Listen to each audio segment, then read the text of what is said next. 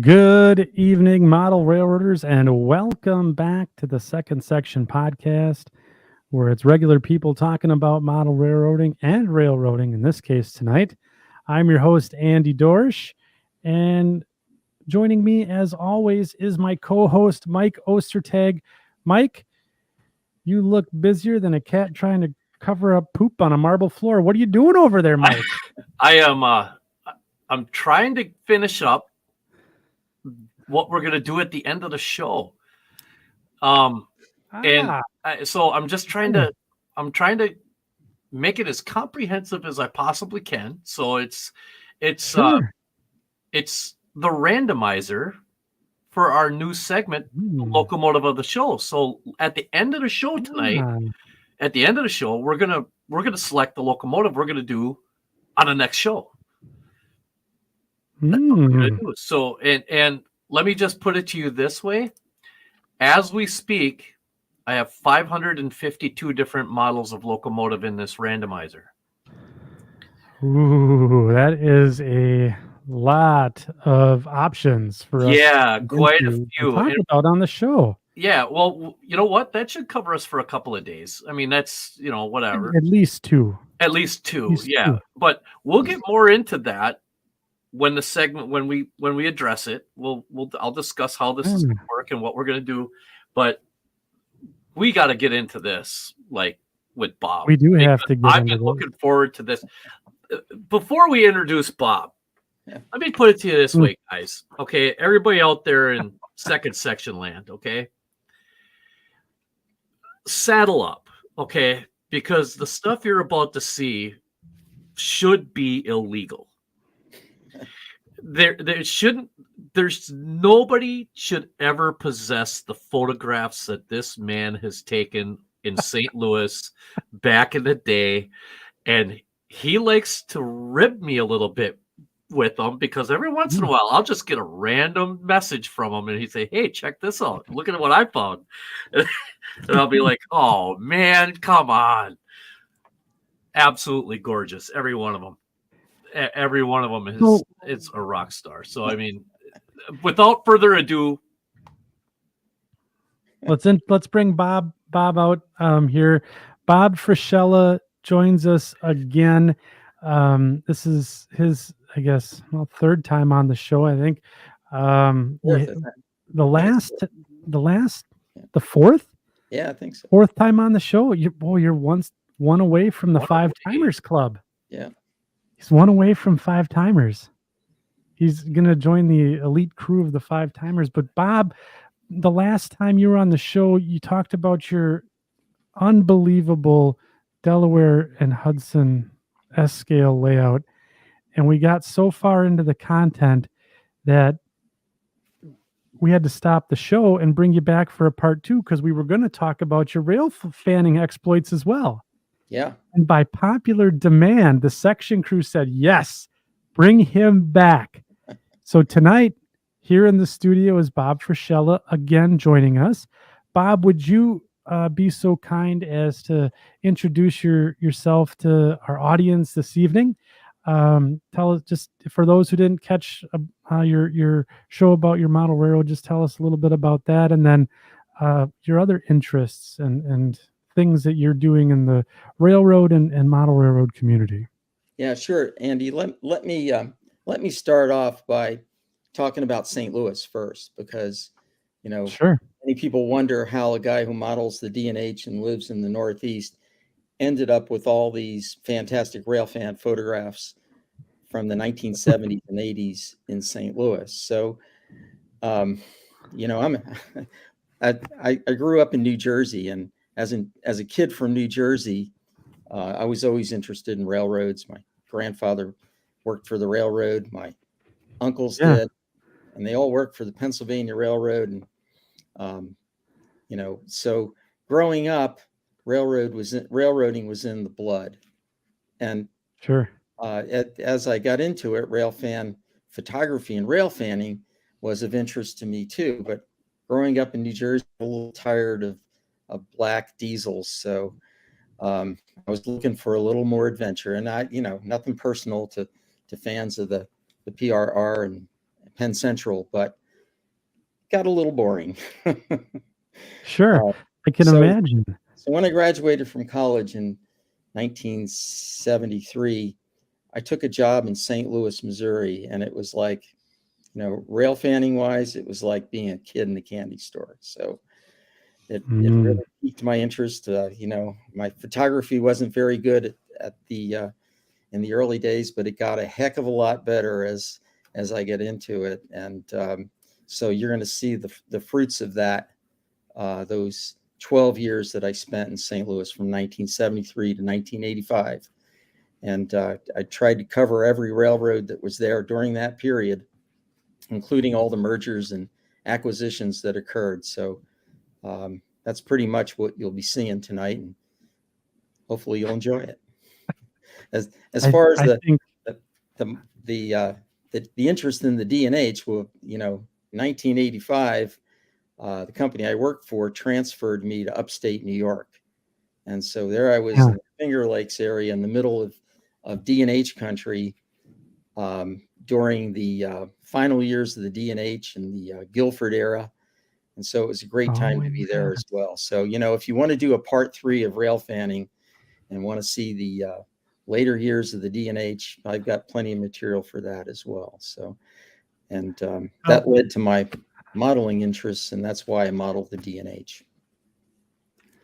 And so it should be said that you guys need to check out the episode where Bob basically gave this a virtual layout tour of his D&H layout, and it's just absolutely beautiful. And I encourage everyone to go back into our catalog and find that. It's got the big D&H shield on it in the thumbnail, and watch that one, and you'll just be gobsmacked at just the amazing modeling. And it's all done in S scale or 1/64th scale. So it's just unbelievable. So, I guess, Bob, everyone is chomping at the bit here to get the presentation going, and we'll go through it, and we'll take a vote at the end if people want you to come back for a part 3 where we're gonna essentially do the D&H. I'm gonna guess yes, but before we do that, I do want to kick it over to the section crew this evening. We have over 80 people here in the chat. Welcome to Bob Frascella's rail fanning in St. Louis. If you have questions about any, no, keep going. I'm sorry, I didn't interrupt. No, I just have a question for Bob. Sure. If you guys in the section crew tonight have questions, comments, or things that you want to ask Bob whilst we're going through the beautiful pictures that we're going to see here, make sure you throw them into the chat. We do have moderators hanging out there this evening. They're the people with the little blue wrenches next to their names. So let's keep it civil and modeling and railroad related. Call in any bots if you see them, and let's have some fun tonight. So, Mike, you were going to go and ask Bob a question quick before we got rocking and rolling. Yeah, and this pertains to what we're talking about. So, I mean, when you were in St. Louis, when you first got to St. Louis and you said, I'm going to go out and I'm going to start taking pictures of trains, how many railroads were in St. Louis at the time when you started the journey? Obviously it's far more than what is there now. I mean, with mergers, acquisitions, abandonments, you name it, whatever. How many railroads, when you first went to St. Louis and took that job, how many were there? Yeah, in 1973, I arrived there in March of 73. There were 14 Class 1 railroads. Class 1 railroads. How many overall? And that time, Class 1 was designated differently, because at that time, the Green Bay and Western was a Class 1, considered a Class 1. It's only 243 exactly. miles. I have a slide that shows that, but there were 14 Class 1s. Prior to that, the year prior to that, in 72, there were 15, but that in 72 was the merger between the Illinois Central and the GM&O. So that whittled it down by one. Mm. So, yeah. And back in 68, there was the merger between the Pennsylvania and New York Central. So there was originally 16 Class 1 railroads that served St. Louis. How many total, though? I mean, how many, like, are we talking 30? No. There, in addition to that, there were 2 terminal railroads and, one major switching railroad, one short line. So basically 18 or 19 of them, hey? Yeah. Well, that's, All in one spot. and now you have 4. When I left in 85, there were 8. Yeah. And now I think there's 6. Is there 6? Yeah, 6. Yeah, that sounds right. So a lot there was a changed. question, Bob. Yep. Yeah, there was a question from Justin. Just said, "Hey, what's your favorite St. Louis railroad?" You don't have to answer that now. Maybe when we get through the end of the presentation, you can tell us which one's your favorite. So, but I do want to make sure Justin knows that we're going to ask that one at the end. Yeah, there's it's like trying to pick which kid you like the best. I mean, come on, we all. Yeah. Yeah, So, I don't. But anyways, I don't have 14 kids, but. Let's pop open that slide deck here real quick and all right. let's get after it here. It's gonna, like I said, we got a bit of a teaser the last few nights, so and so I already know what's coming down the pipe here. I wasn't able to sleep, but I mean, I'm just saying. That's just me. So one other thing to note, so we're gonna do Bob's presentation here this evening, and then we're gonna have what's on your workbench as well. So stay tuned for that, and then we are gonna go into the lots drawing, and go from there. So make sure you stick around to the very end. We got a lot of cool things going on tonight. So Bob, I'm gonna kick it over to you. Can everyone see that? Okay. I think so. I can, yeah. Okay, Yeah. good. Section crew, let us know if you can see it. Yeah. Yeah. All right. Well, this is one of my favorite shots, and truth be told, this was taken after I left St. Louis. Occasionally, I'd go back and visit friends and family there, and I think this was from 1987 when the Southern Pacific had trackage rights into Chicago over the Illinois Central at the time. So this is a Chicago intermodal train getting ready to cross the Mississippi River into St. Louis and probably head to LA or somewhere points west. But anyway, here's a map of St. Louis, and one of the things that is basic about St. Louis is the fact that all the eastern roads terminated there at the Mississippi River, and all the western roads, that's as far east as they came. Some lines came down from the south, like the CB, or came from the north, like the CB and Q, and the Cotton Belt came up to St. Louis from the south. But basically, it was an east-west connection. And this particular map is from, I think, the 1930s, so it's grossly outdated. But the couple of things of note here is that there were 4 rail bridges that crossed the Mississippi River, and you can see them in the screen. They call it the Municipal Bridge, but that's the MacArthur Bridge, and the Eads Bridge, and the McKinley Bridge, and the Merchants Bridge. I think it's down to 2 now. I think the MacArthur Bridge and the Merchants Bridge are the primary east-west bridges across the Mississippi. The McKinley Bridge was used only by the Illinois Terminal, and it was basically their traction line, their electrified line that came into St. Louis over that bridge. The Eads Bridge which is now used by the St. Louis Metrolink light rail system, was the passenger route into St. Louis. So basically all the Eastern Road passenger trains would take the Eads Bridge and access Union Station. Which one is the one that is that you go right along in parallel on I-55 when you're coming into town? It'd be on the south side of the highway, just east or west side. It'd be it's man, it goes over the river, but I mean you'd be south of the arch. Directly south of the arch. Okay, directly south of the arch.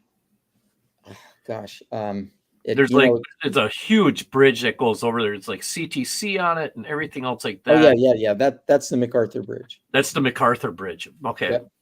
Yeah. So here's the graphic I was trying to explain. In 1973, you can see all the railroads on the left were there. 14 of them plus Amtrak.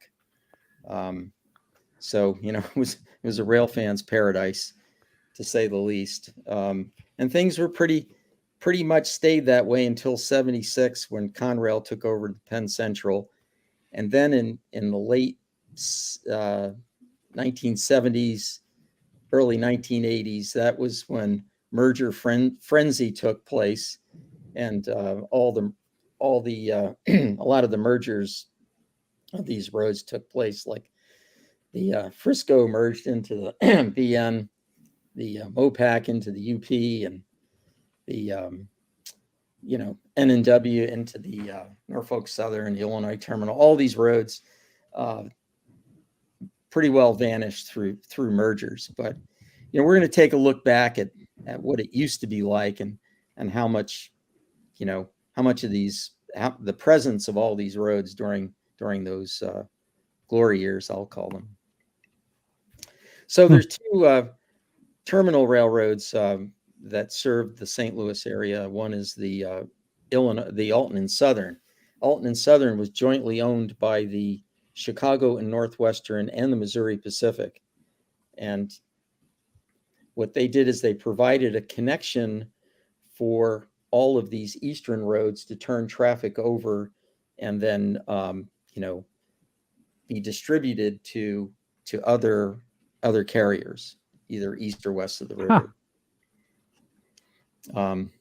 In addition to that, there was the Terminal Railroad of St. Louis.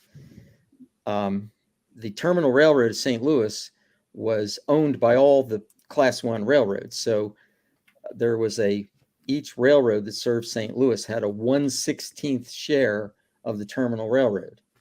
So I didn't know that. I didn't either. Yeah. Is that still the same way now? Or is it? I believe it still is. And, so the obviously the railroads that benefited by mergers, for example, the Union Pacific, that acquired the KD and, the Cotton Belt, and, that they inherited a larger share of all this. So, yeah. And also, Norfolk Southern, who inherited the N&W, the Southern, the Illinois Terminal, they all had an increased share in their asset of the Terminal Railroad. So anyway, Terminal Railroads serve the same function, basically to transfer freight between various railroads in the St. Louis area. So let's take a look at some of these railroads, and start with one of my favorites, the Missouri Pacific. So, yeah, baby. The Missouri Pacific ran straight west from St. Louis and started climbing out of the Mississippi River Basin toward a town called Kirkwood, and it's upgrade all the way. Kirkwood was the summit of the grade, and it was 13 miles due west of St. Louis. And so anyway, lot of traffic on the route, double track the whole way.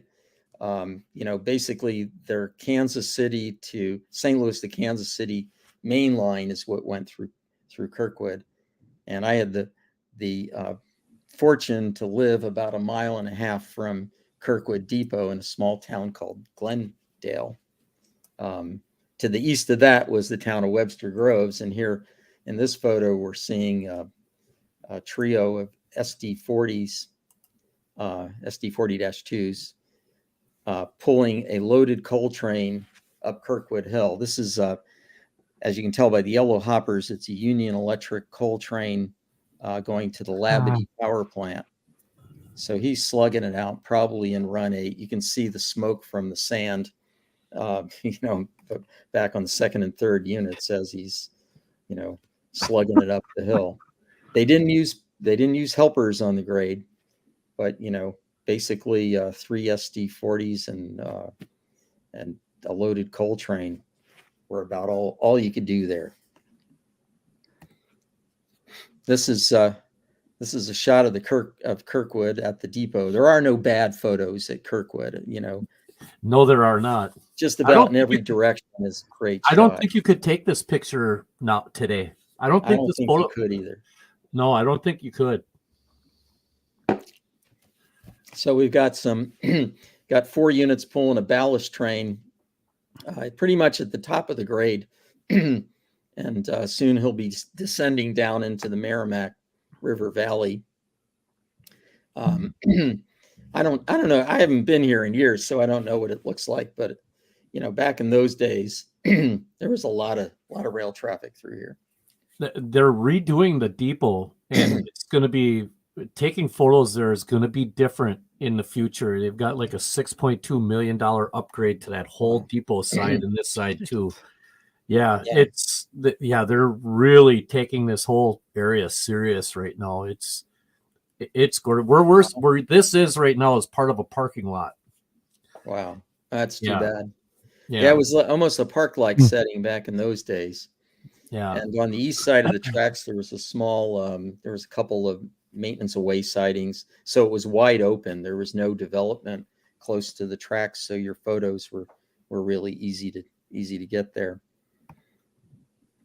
So a few blocks east of the depot is a grade crossing at Leffingwell Avenue, and there's a company there, a box company, not served by rail, but some industrial property, and they were nice enough to maintain the lawn down to the edge of the ballast. So it was a great spot for rail fans because no weeds, no litter, just wide open shot. So here's a westbound merchandise train headed upgrade, about to Bob. Yeah. There is a question from the audience here. What year is this? This shot is probably, I think this is like 1982. So okay, this is in my later years. My earlier photography was mostly print film and black and white film, and about 1976 I switched over to Kodachrome slide film. So there's a remarkable difference in the quality of the photos after 76.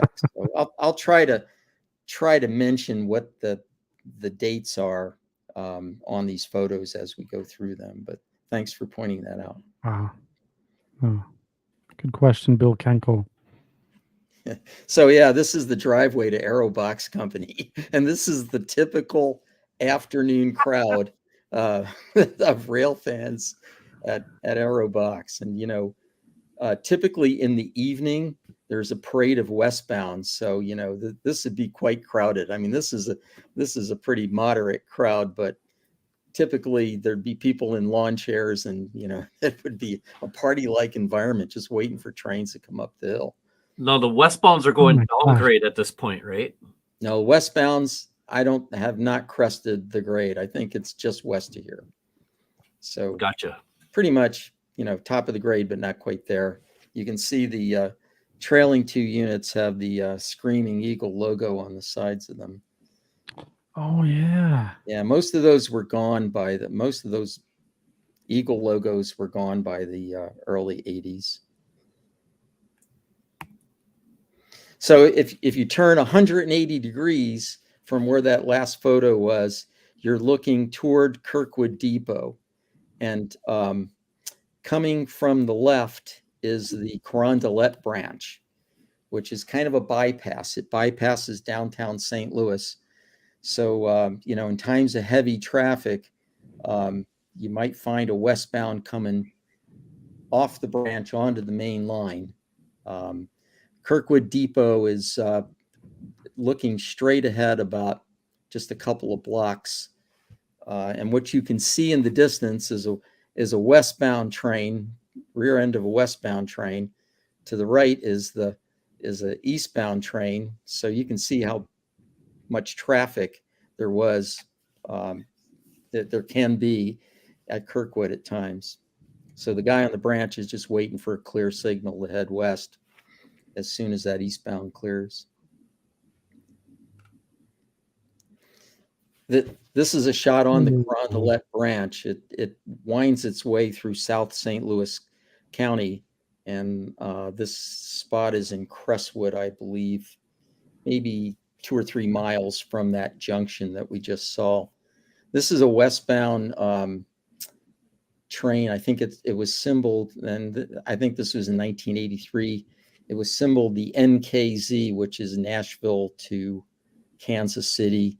The Z just means priority, or it's a hot train. In other words, usually assign the Z letters to intermodals and priority traffic. So this guy was moving. He was climbing the grade because it's all uphill toward Kirkwood, and three GEs handling the train. I was going to say those are GE U-boats, aren't they? Yeah, they are.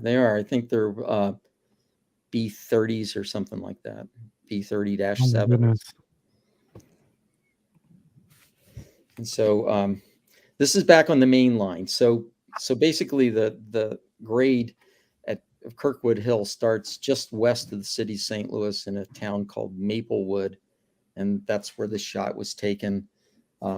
This is also the NKZ with a bunch of auto racks led by a GP-15, which is kind of rare, and a couple of U-boats. I was going to ask you that. Was that common for the Mopac to do that back in the day? Just have, because that seems weird to have a GP-15-1 on leading those 2 big GEs like that, Yeah, it is rare, but in times when they're power short, they'll throw whatever they can on a train. Nice. They had a good size engine terminal in St. Louis, so if they were short power, they could easily add something.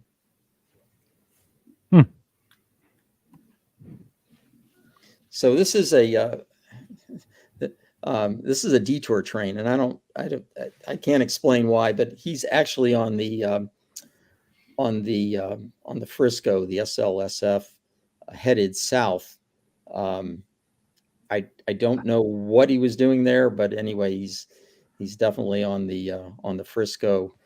I believe it's probably an ore train, but a lot of times in St. Louis, when the rivers get in flood stage, railroads detour. So it could have been what the issue was here. This was 1978, I believe.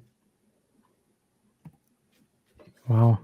So this gives you a shot this is a shot of downtown St. Louis, basically in the area that I think is called the Valley. And there's a bunch of railroad yards in here. There's Terminal has a yard here. The Mopac has a big yard here. You can see the tower. The photo was taken from what was the 21st Street Bridge, which is long gone.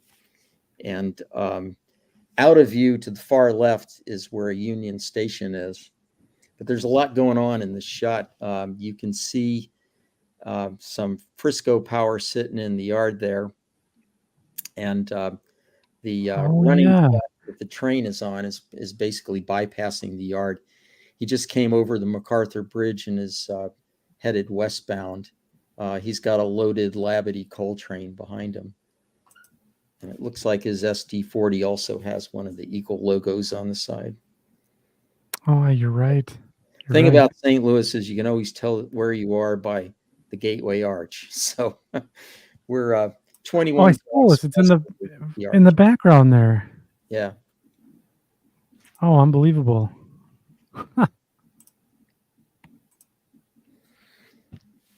So on the east side of the Mississippi River, the Mopac runs down a joint line that they owned with the Cotton Belt.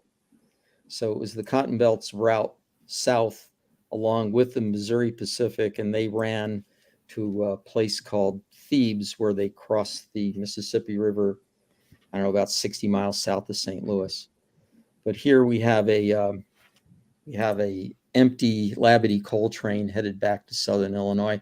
The Labadie power plant burned Southern Illinois coal, so this train was running somewhere down to Southern Illinois to pick up some more loads. So this is probably about, I don't know, 5 or 10 miles south of St. Louis at a place called Airport Road on the east side of the river. And I think this was taken about 1976. Those are definitely not Tier 4 locomotives, are they? No, definitely not. No, they are not. Definitely not. Every now and then you get some visitors in town. About 1982, Rio Grande units started showing up on run-through coal trains on the Missouri Pacific. So I don't know what this guy's doing on one of the Labadie trains, but it was probably borrowed off one of those Colorado coal trains. So here we are going through Kirkwood. You can see the depot to the left, to the far left, behind the second hopper, under rather ominous skies. There, as I was saying, there's a small yard there, couple of maintenance away tracks, and I believe this is all gone now. And I think the development comes pretty close to the tracks. Though, to be honest with you, I haven't been to St. Louis in 30 years, so I can't tell for sure. So this is spring of 78, and the Terminal Railroad has a double track line that runs north and south along the river. This is still there, by the way. Yeah. I think it's single track, and goes through a tunnel under the arch grounds. So this is likely a Terminal Railroad transfer using Mopac power coming from Madison, probably headed to that yard we just saw around, I think that's around 14th Street or something like that.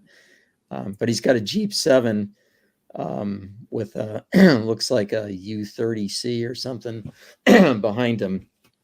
I was gonna say, it looks like kind of like St. Louis back in the day was like a haven for GEs. Yeah, it was. Depends on the railroad, like the Frisco didn't have many GEs. They had a few, but not many. Anyway, this was before the UP merger was even a consideration, though it was kind of a little predictive by seeing the UP unit in there. Yeah. So, Bob, yeah. just a quick break here.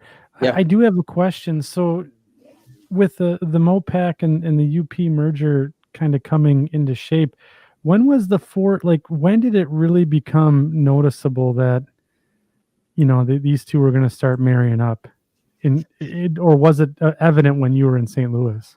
Yeah, so it was about 83, I think. I think the merger occurred before then, but you really didn't notice much of a difference before 1983. And I have a slide here that kind of illustrates what happened. Okay. So sure. Okay. So this is this is Holmes Avenue in Kirkwood. This is a eastbound train in late afternoon light, but anyway, intermodal train. That's cool. Oh, that's awesome. Okay, so Boo, go back a couple. Boo.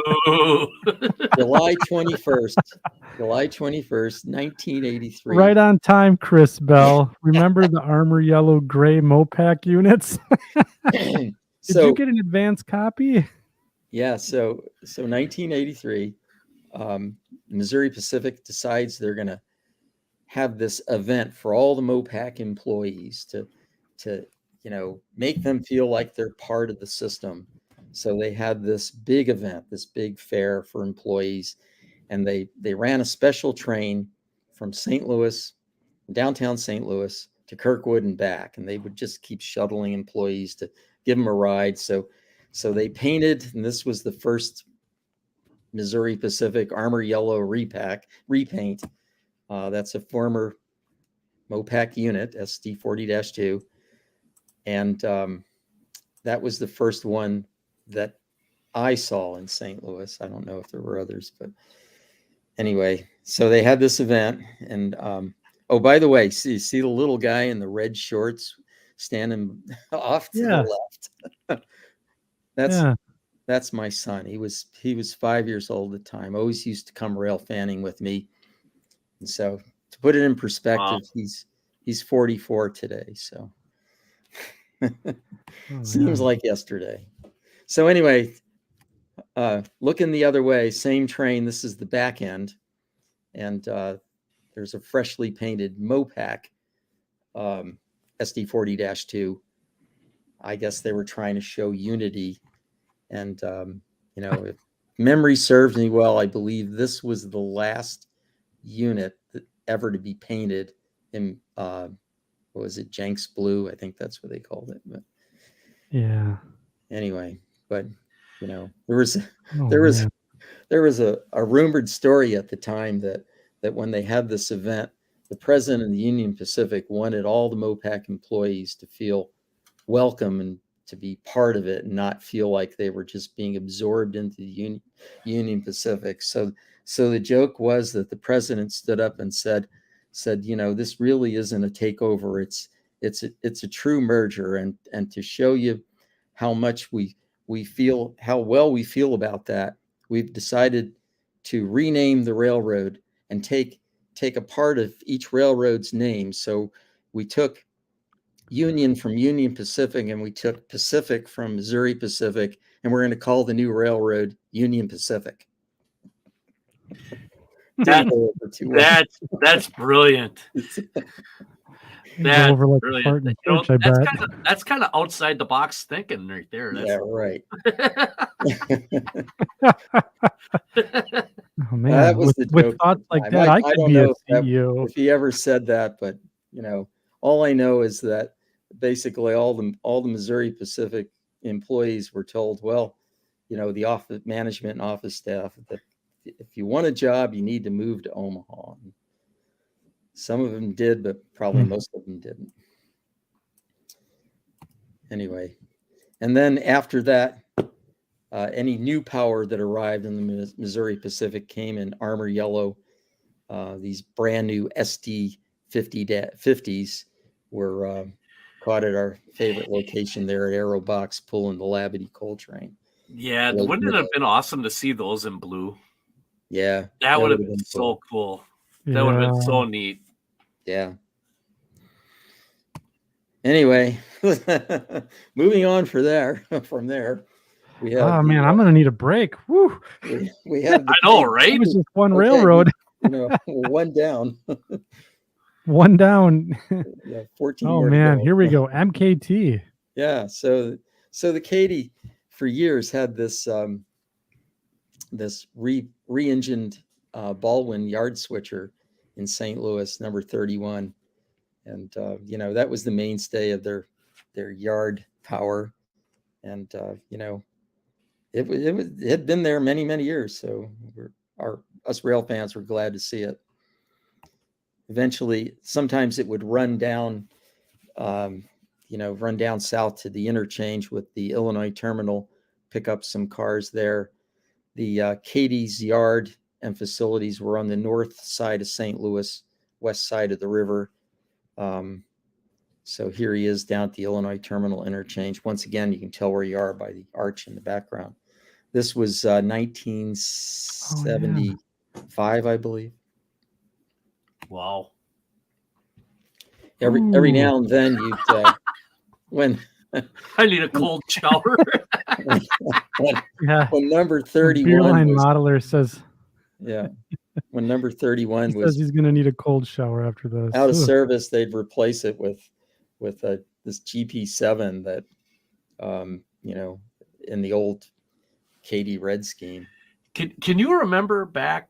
When was the last red unit you remember seeing back then, before everything was in the John Deere green and the green and yellow? Do you remember how long it took them to get everything all painted up?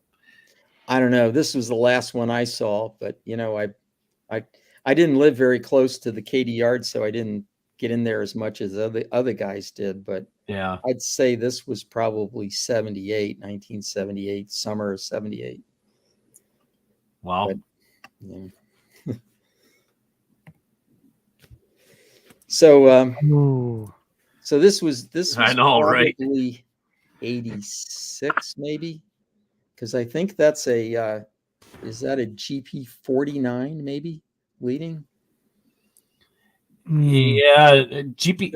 Is that one of the 39-2s with the 49 car body on it? Yeah, maybe. Yeah, maybe that's so. what it would have been. Yeah. Yeah, so this is a fairly new unit. Anyway, this is a detour train, actually. It detoured over the Missouri Pacific. The Katy's line followed the Missouri River on the north side. The Missouri River on the north side, and is susceptible to flooding. So this detoured over the Mopac. And as a result, when it got into St. Louis to get to their yard, they had to run over the Terminal Railroad north out of St. Louis. So he's actually on the terminal here, but the bridge in the background is the McKinley Bridge that the Illinois Terminal used probably until the 1980s. Sometime in the 80s, they used it to move freight across the river. But you'll notice on the bridge, you can see the catenary still there from when it was an electric operation. That's awesome. Yeah. This is so cool. I have a question, Bob. I mean, like, this photo is really good. Like, is there, and maybe we could talk about it at the end, but is there I don't even know how to say this. Are there some like picture taking fundamentals that you're employing here, or were you just right place, right time, or was this kind of a premeditated shot? Yeah. It took me years to figure this out. If you see my earlier shots, the train is either too far to the left or, too far in the distance. But basically you want to fill the frame and you want to have it come at you, so that you're showing action and trying to get as much of the details of the power as you can. I like this arrangement because basically the train's going around an S curve, so that adds interest to it. But took me a long time to figure this out. If you see my earlier stuff, it's like really bad. But, but I think I would take any of your really bad shots there. I don't know about that. So funny story. If I can digress for a little bit. When I moved to St. Louis, I moved first. I lived in a rental place on the east side of the river for first 3 years. In '76, I moved to St. Louis, bought my first house, and it needed a lot of work. So I'm standing on a ladder painting my house, and I've got old ratty jeans on with holes in them, and one of the holes was covered with a railroad patch. It was an L&N railroad patch. And so I'm standing on a ladder painting the house, and my next door neighbor comes up to me and, is watching me, not helping me, but watching me. And I get off the ladder and he says, "Are you by any chance a Railfan?" And I said, "Yeah, why?" And he says, "I am too." Oh, wow.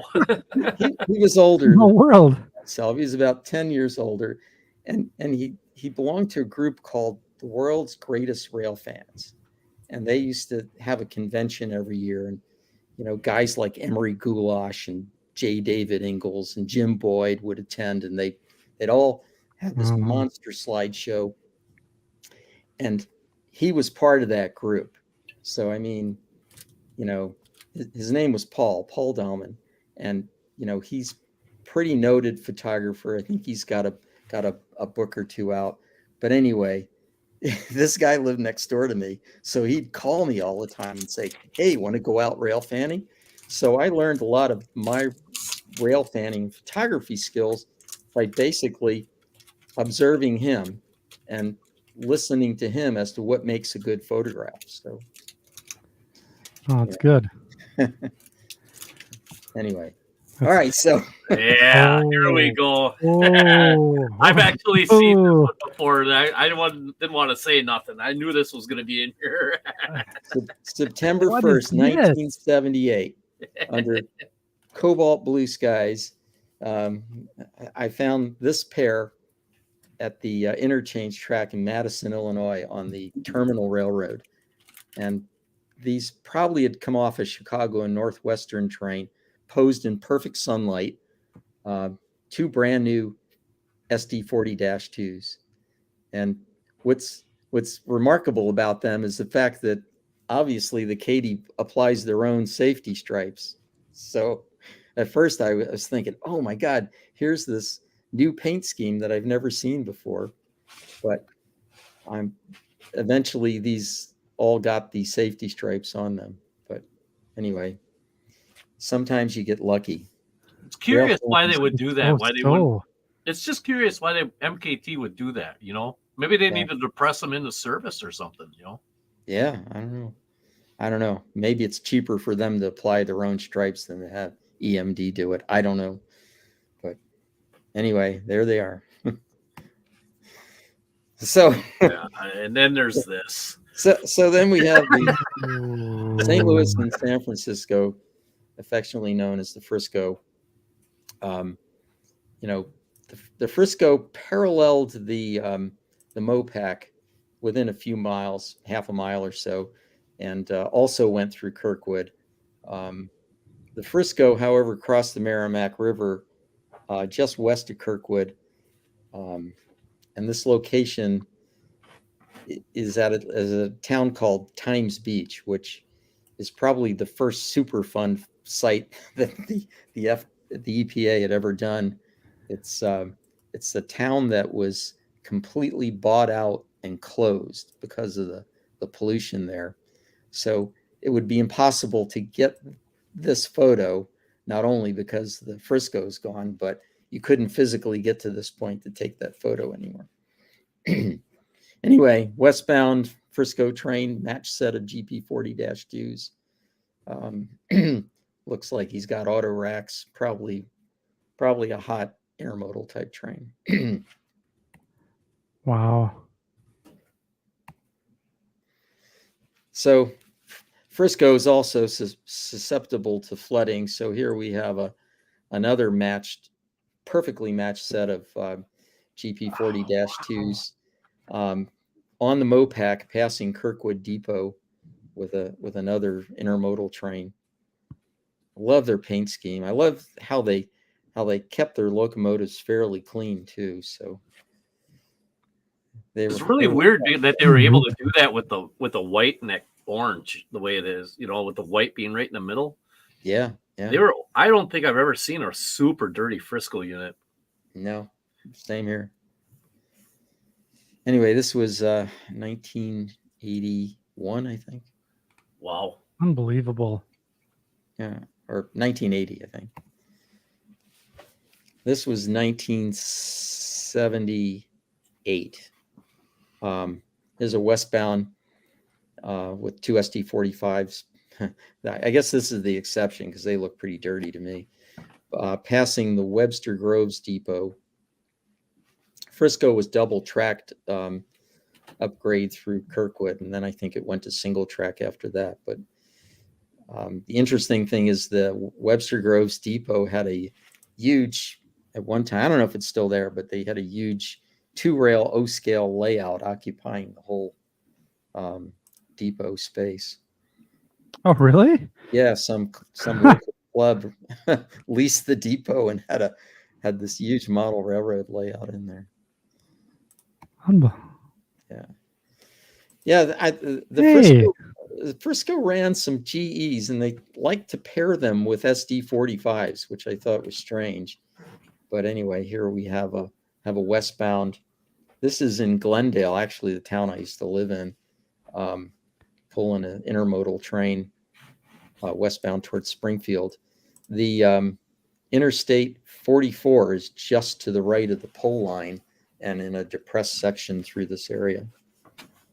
So it was easy to chase the Frisco because it paralleled I-44 in many cases.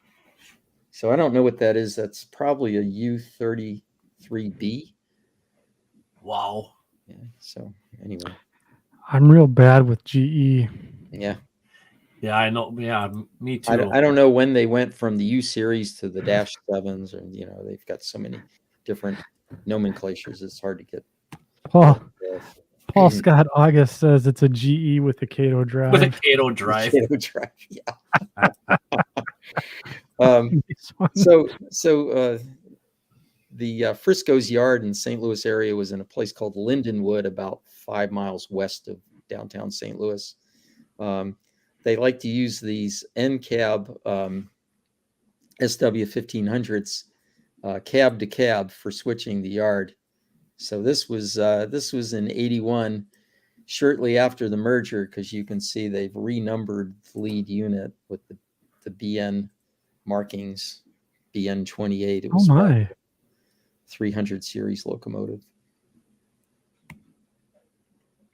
So the Burlington Northern came in to St. Louis in 2 different directions. One from the north on the west side of the river, the old CB&Q line that came down the Mississippi.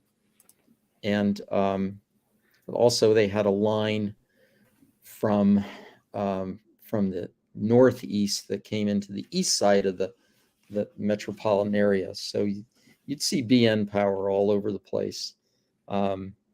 6430 was the original hustle muscle power. Yeah. And it's it's also originally Great Northern 400. So the BN painted the hustle muscle logo on it, but as you probably know,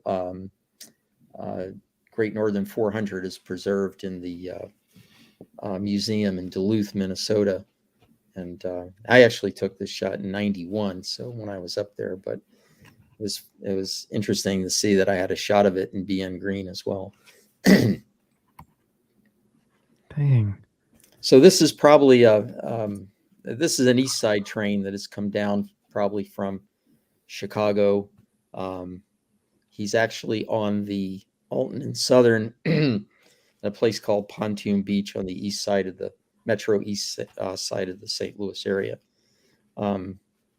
This GP40, I believe, is kind of rare. That most of the power that I saw back in the days on the BN was these older SWs, SW 7s and 9s. But today they had this particular day they had a GP40. Wow. Yeah, this is your typical BN power that I remember in St. Louis. They use these on everything from coal trains to intermodal trains. But interesting. The SD7s and 9s, right?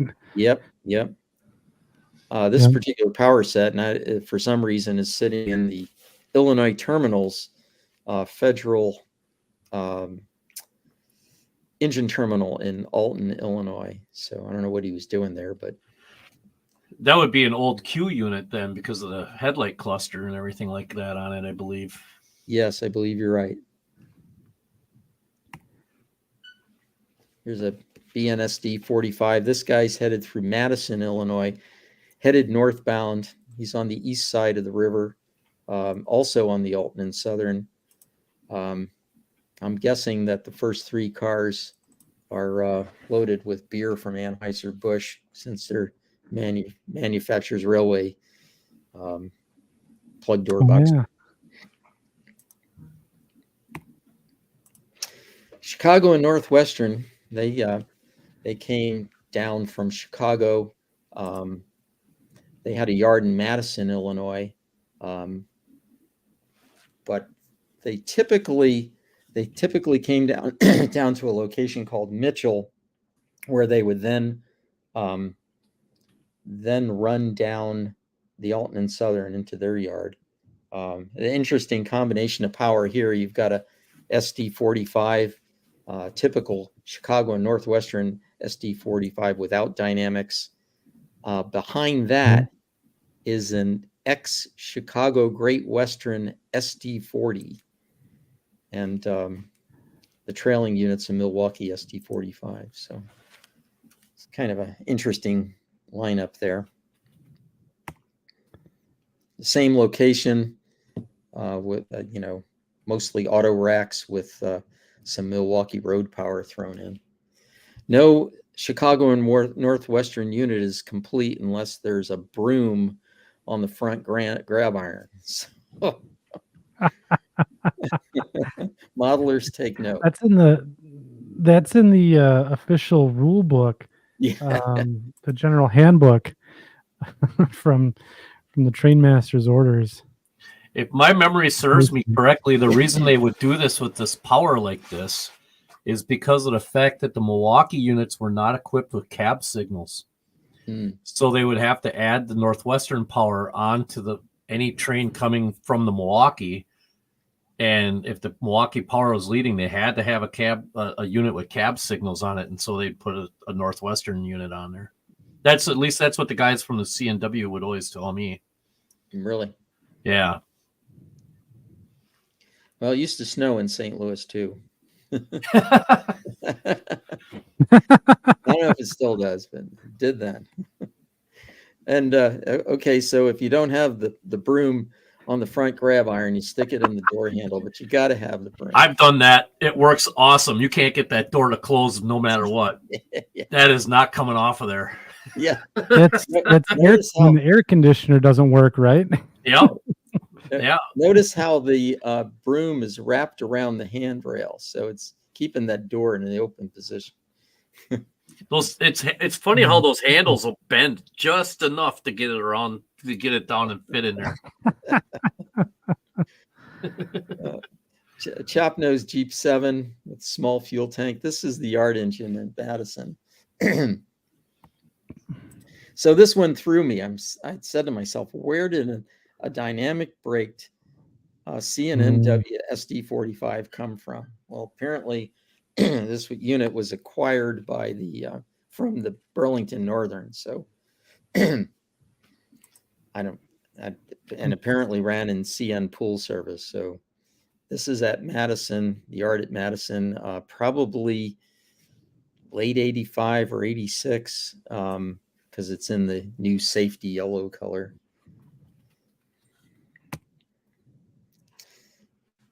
So another one of my favorites is the Rock. Oh, yes. Yeah. And unfortunately, most of my Rock photos were taken prior to switching over to Kodachrome in 1976. So that's probably when this was, early 76, maybe. Anyway, the Rock Islands Yard in St. Louis was at a location called Cary Avenue, north of St. Louis, along the river, basically close to the BN's yard, close to the Katie's yard, kind of in that northwest segment of the St. Louis area. GP40s in this maroon and yellow were common back in those days. The Rock had a yard switcher, had an NCAB yard switcher there. You can tell how dire things were at the Rock by the condition of the yard. Just weeds everywhere. Yeah, they didn't have money for herbicide there. Yeah. But by the way, I have to do a shout out to a guy named Kevin Kratley from Creve Coeur, Missouri. Kevin took my old negatives, all these old Kodacolor negatives, and rescanned them, touched up all the scratches and everything. So you're looking at some amazing work that he did to restore these images that were otherwise That's really cool. horrible condition. So hats off to Kevin. Back in about 74, 75, I was doing some work in black and white. I don't know why, but this is a black and white shot in Creve Coeur, Missouri, on the Rock Island, St. Louis to Kansas City line. We talked earlier about the Labadie power plant.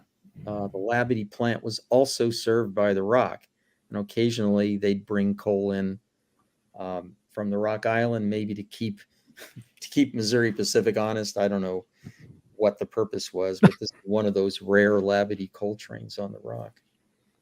A couple of GEs. The second unit appears to be a U-28B, if I'm not mistaken. Holy cow. Yeah, and then a couple of GP40s behind that.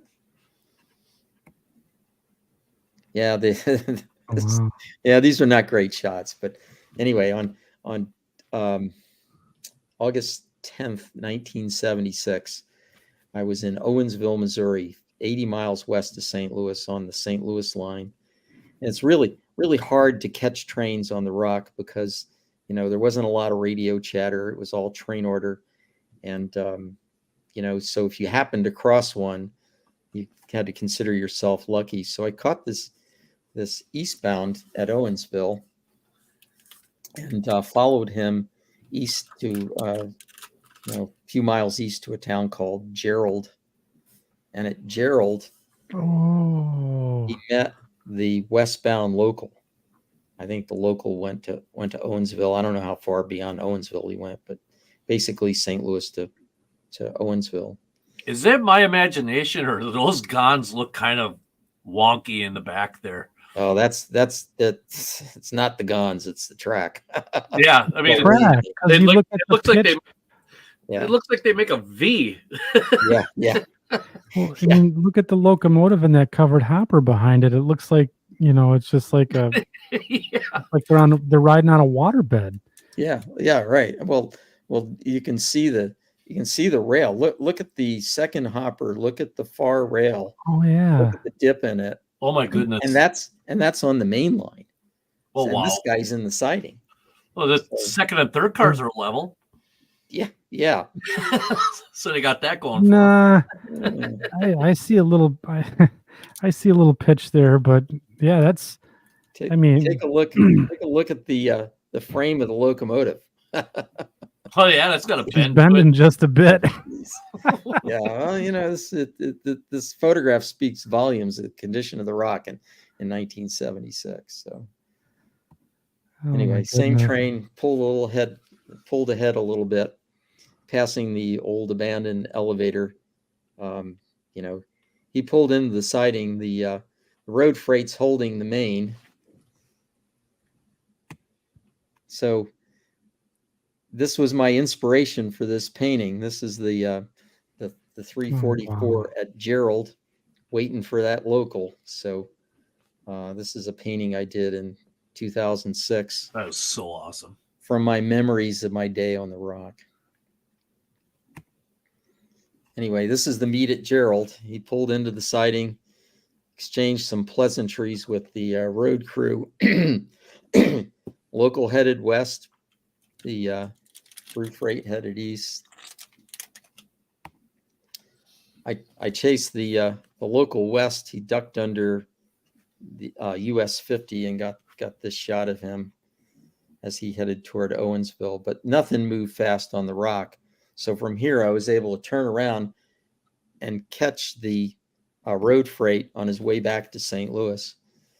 Looks like he's looks like he's eyeballing it here, but I think the pan shot makes him look like he's going a lot faster than he is. He's probably doing about 20 I was going to say, you can make 10 mile an hour look really fast. Yeah, right. 1980, the rock disappeared, and the Kansas Oh, City St. Louis line was inherited by the Southern Pacific. They acquired much of the rock, including the main line to Tucumcari.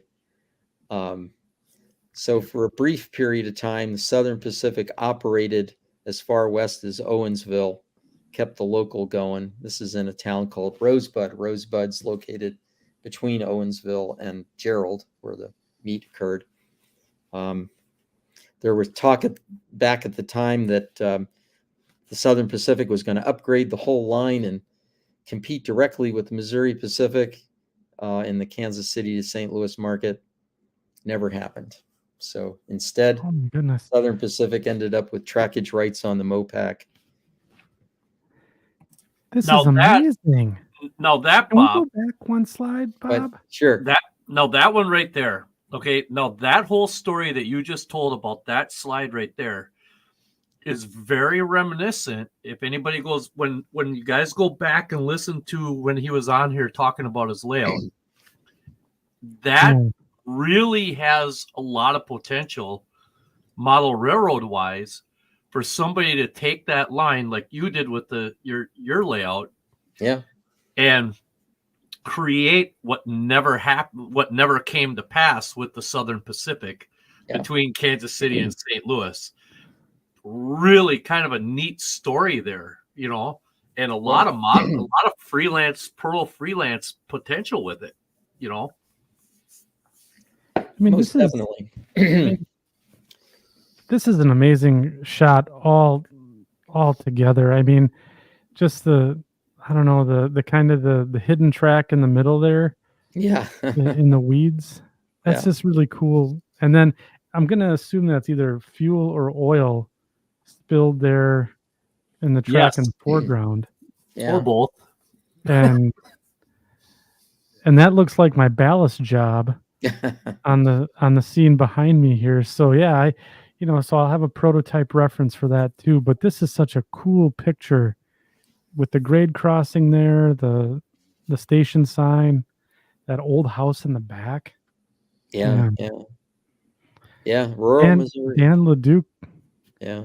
says it, like a Allagash photo with Yeah. Yeah, if you take the Southern Pacific engine out of this photo, it could be anywhere New England, really, anywhere Midwest. Could be. Yeah. I mean, honestly, but wow, that's just an awesome shot. Yep. Tony Cook with the eagle eye there on the old. Was that a Futura? Yeah, Futura. Yep. And nobody should question him on that. Tony knows his cars. All right. Well, so that was the segue into the Southern Pacific.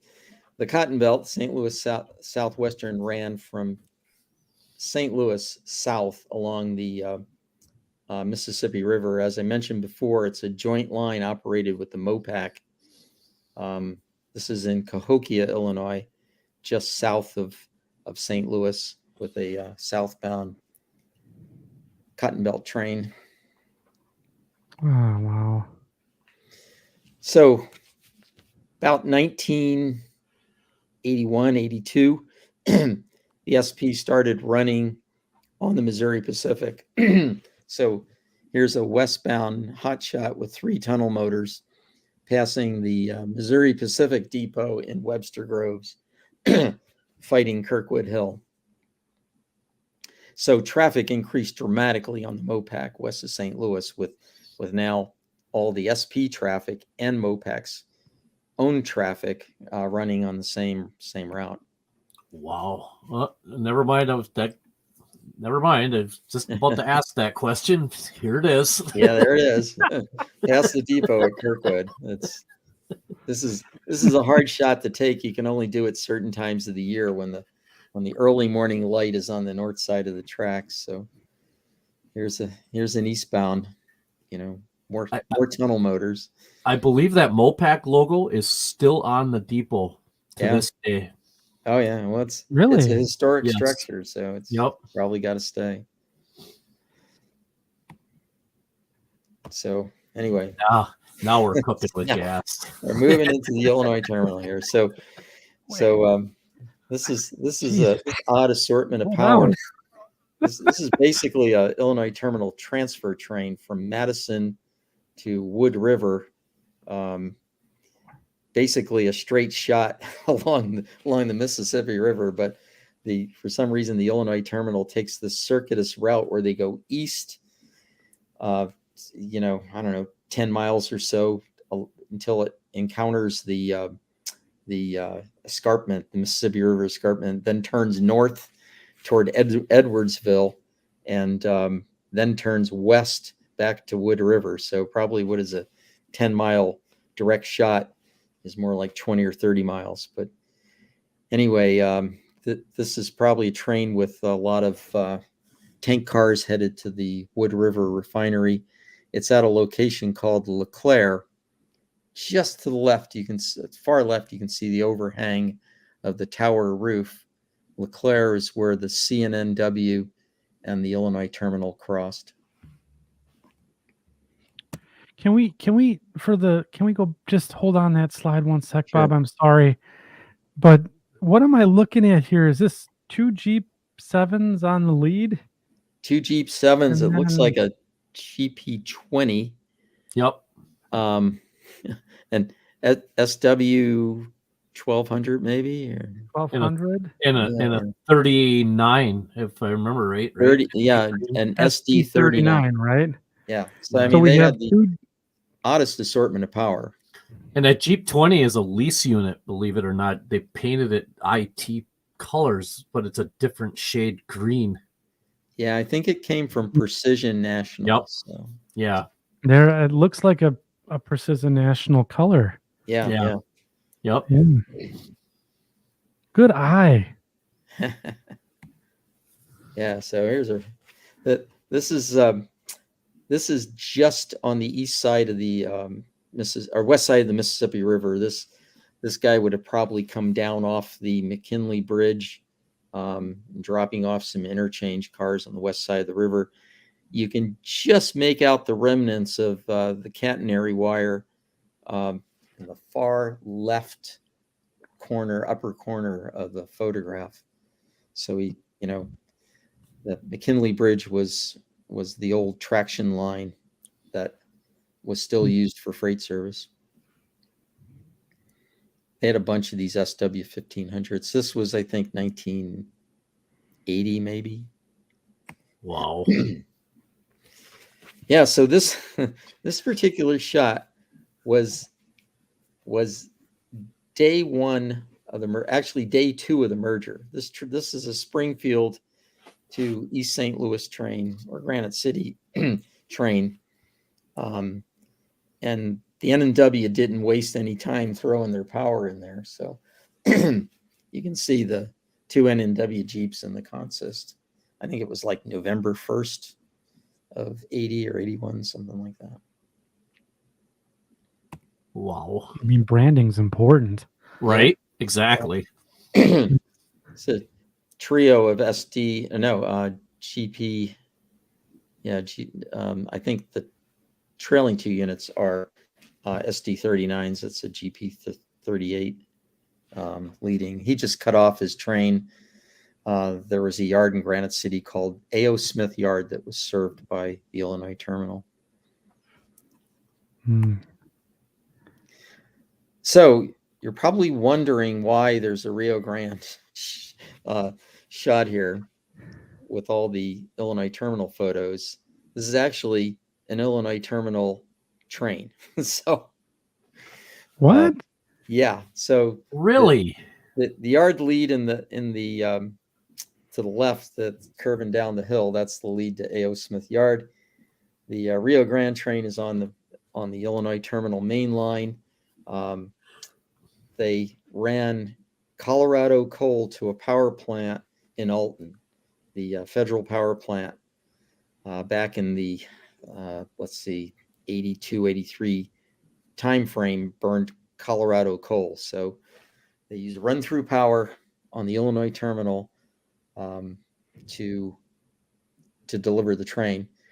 And so it's just interesting to see 3 tunnel motors pulling a coal train on a former traction line. So a lot of irony there. Then by 81, it was all gone. The you can see it patch painted for Norfolk and Western, renumbered. N&W caboose. This is in Granite City. And before you knew it, the Illinois terminal was history. So that segues us into the Norfolk and Western. N&W train. This is in on the Alton and Southern in East St. Louis somewhere. Brand new GE on the lead. Wow. So the N&W came into St. Louis on the former Wabash line, double tracked into Granite City from Decatur. So here's a northbound train with a Jeep and looks like a GP 40 maybe? No, maybe that's an SD. I'm sorry. SD 40. In a place called Pogue, Illinois, just northeast of the metropolitan St. Louis area. Wow. Wow. Yeah, this is What's that? Holy cow.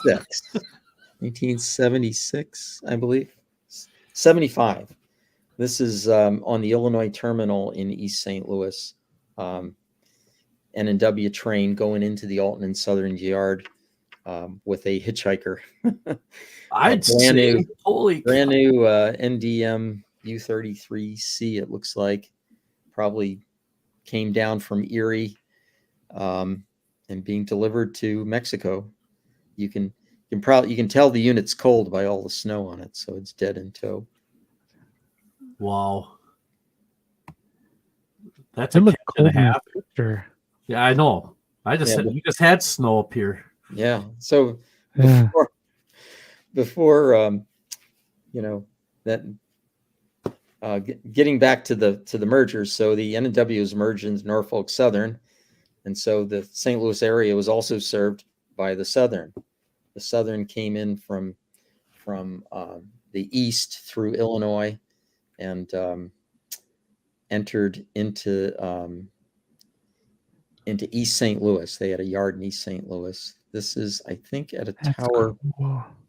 I think that there's a tower here. I think this is, can't think of the name of this location, but anyway, he's crossing the B&O and PRR line in East St. Louis. So this is the lead power. Notice the white number boards on the lead unit. That meant that there's a mid-train radio control helper. So this is the control unit for the radio controlled helper. That's why it has white number boards. Really? And mid-train is the slave unit. So and their slave units always had that boxcar accompanying them at the time. Yeah, that's where all the radio control equipment is. That is the radio unit that that controls the locomotive. So now the thing's smaller than a piece of 8x11 paper. Yeah, right. Yeah, with the same electronics that are probably in your cell phone. Yeah, exactly. Here's the Southern local in Belleville, Illinois. Belleville's like 13 miles east of St. Louis, just as you get out of the Mississippi River floodplain.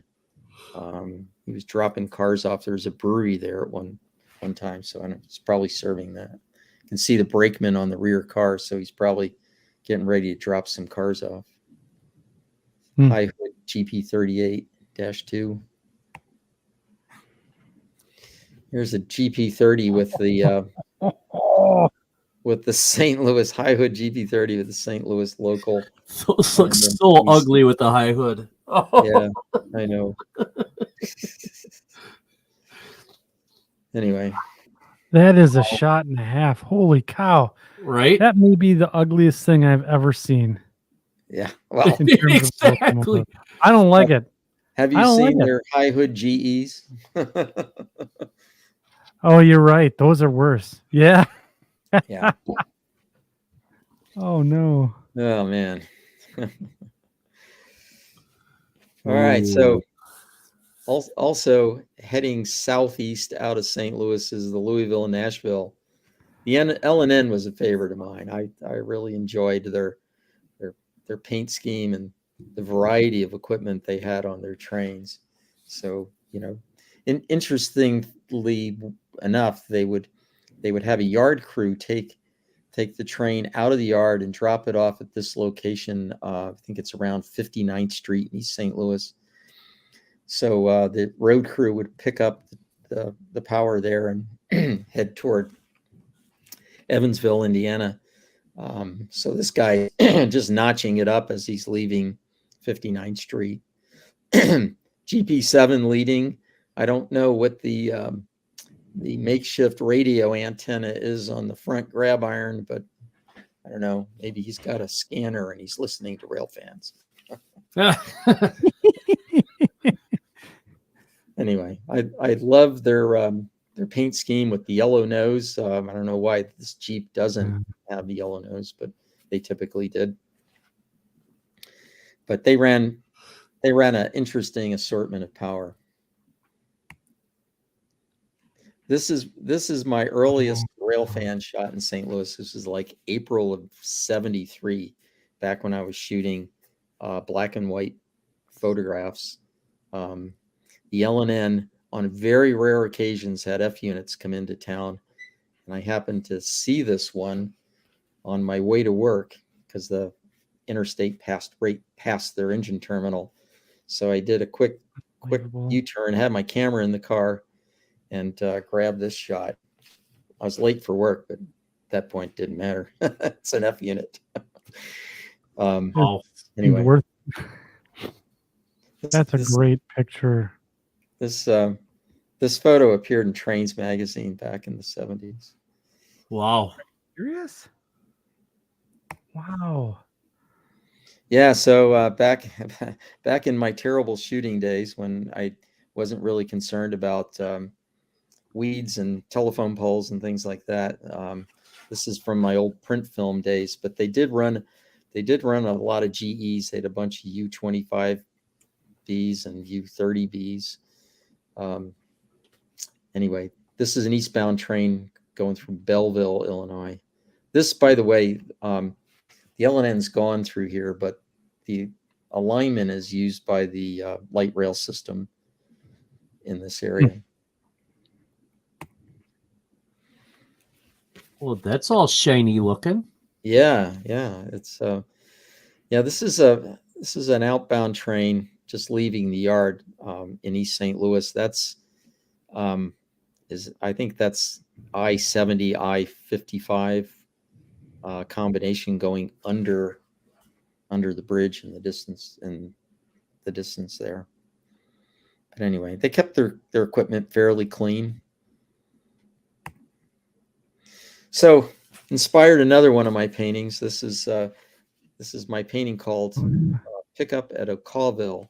Ocalville is 40 miles east of St. Louis, and here's the St. Louis to Evansville local picking up cars at a grain elevator. Great inspiration for my painting. That's really cool. Thank you.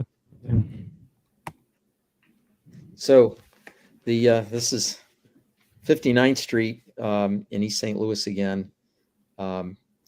By the early 80s, things started showing up in Family Lines colors, unfortunately, and then Seaboard after that.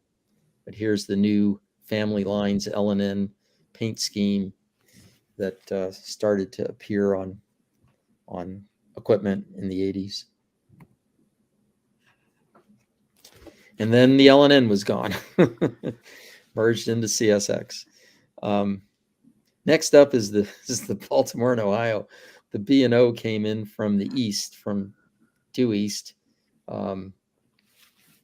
through Caseyville, Illinois, and they had their own yard on the east side. But this is some B&O locomotive leading a terminal railroad train with a bunch of cars for the Frisco coming through the valley in downtown St. Louis.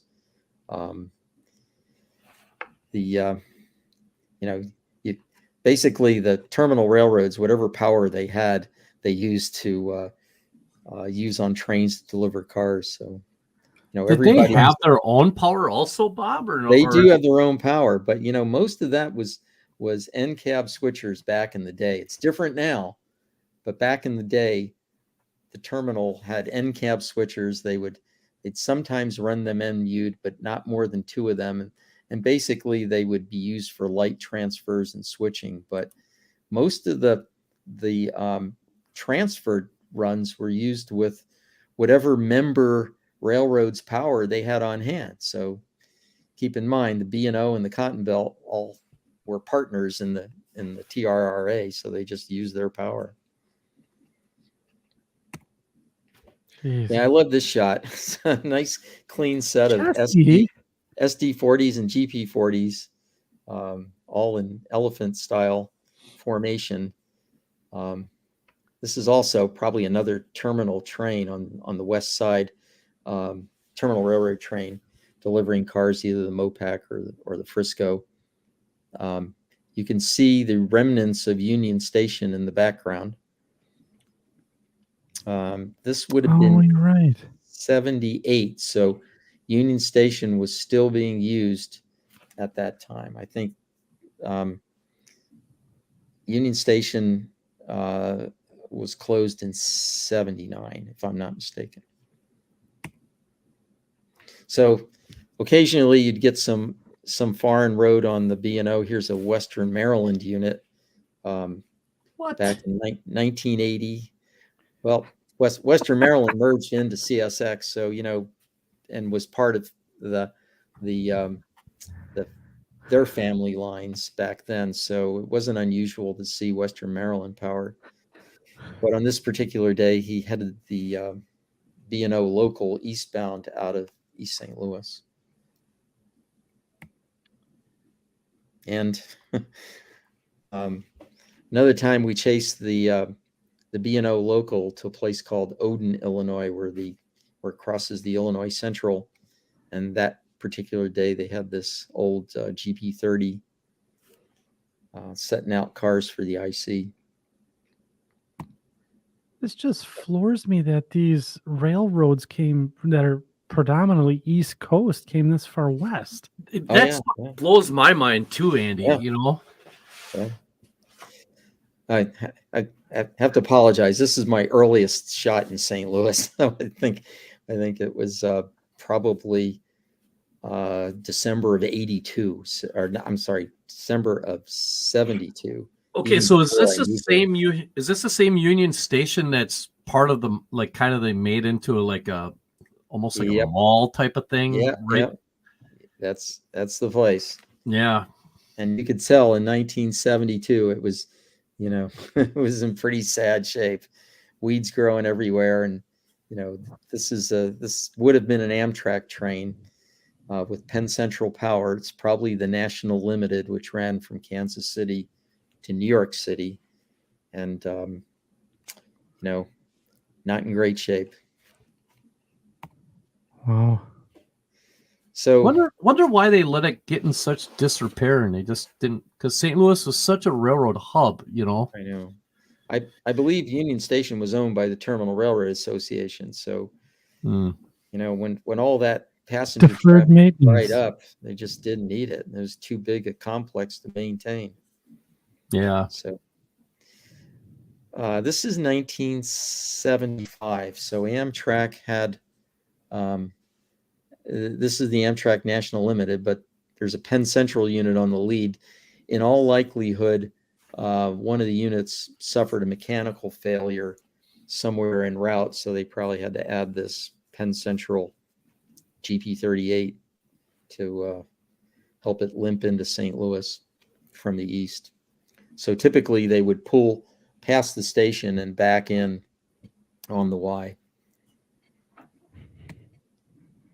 So Penn Central became Conrail in 1976, and that was an exciting time in St. Louis because you saw all this foreign power from Conrail predecessor railroads, including Erie, Lackawanna, U-33Cs, right in downtown St. Louis. That's and so cool. Reading GP30s, and you can. This guy's rating, somewhere around 12th Street. You can see the arch in the background between the two units. Oh yeah. Here's a pair of Reading GP35s. This is actually an SP train on the joint line headed toward Dupo, Illinois, probably in Cahokia. So we're southeast of the metropolitan area, but still within, 5 or 6 miles of maybe 10 miles of the arch. Here's a pair of Erie, Lackawanna SDP 45s. Yes. See the extra length in the car body. They looked a little decrepit here about 1982, maybe.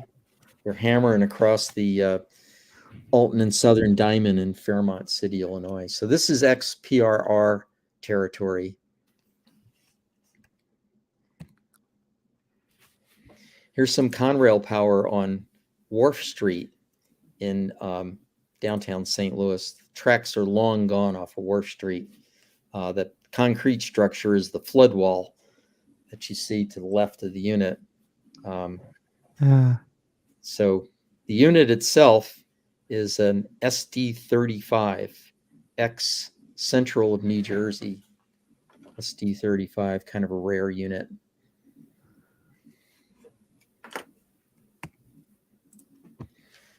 From Conrail, we go to the ICG. Right? The ICG. This is non. I know. My gosh. It's crazy. I love it. I absolutely love it. Yeah.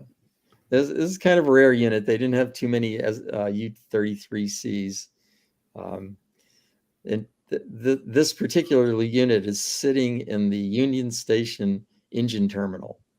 So this unit probably helped a Chicago train that probably experienced a mechanical problem and brought that into Union Station. That the building in the background is the old Railroad YMCA. Probably at the time it was still housing engine crews. I love this. Look at the on that U-33C, how it's got the little bit of flare on the radiator in the back. Yeah. Do you know what else I see there? How about the canvas sunshade? Yeah. Oh yeah. That's not a metal that's a canvas sunshade. Yeah. That's a really cool picture. That's an awesome picture. Yeah, the fairing between the radiator section and the car body, that tells you that it's a pretty early GE, because that all disappeared in the later models. So from the old, rare, and obscure file, holy cow! The lead unit SD28 is an SD28. Only 6 of them were made, and 2 of them were on the Illinois Central that were former Columbus and Greenville units. That's right. Yeah. This and the other 4 were for reserve mining. Yeah. If I'm not mistaken. Yep. Freeburg, Illinois.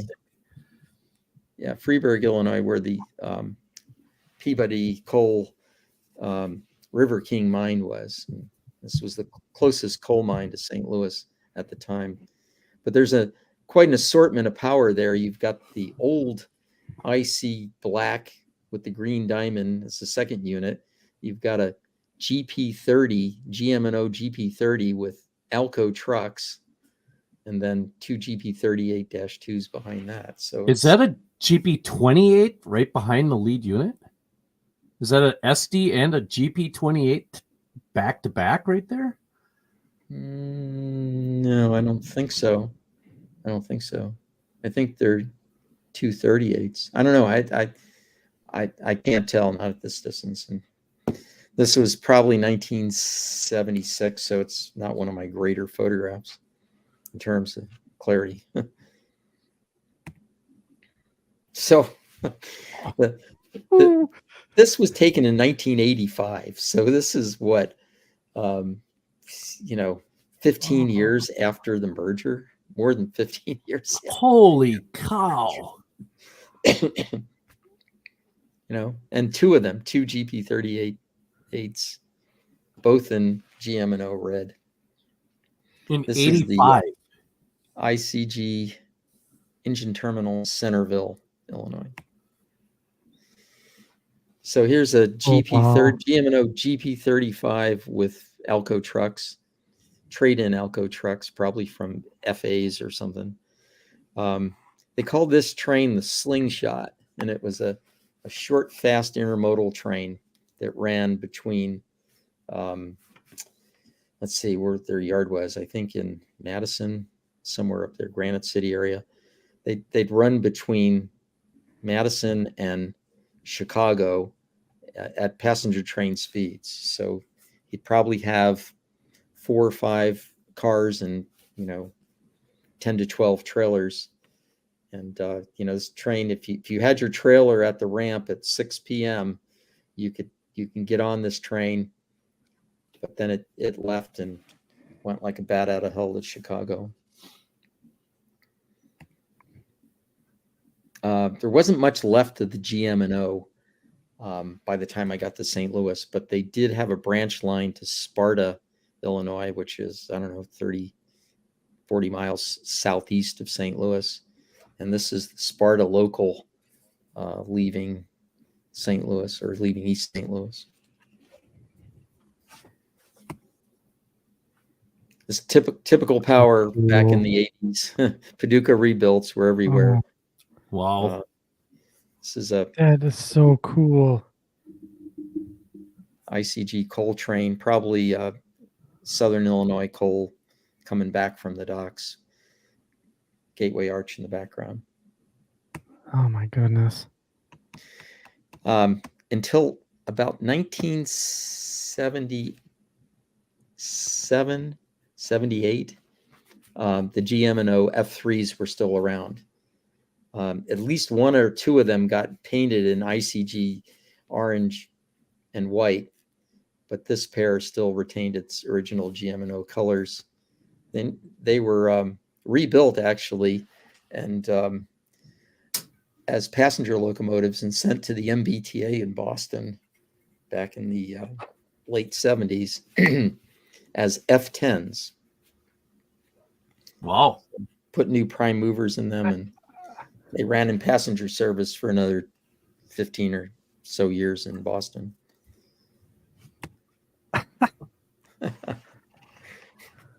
Well, that takes us through our 14 Class 1s.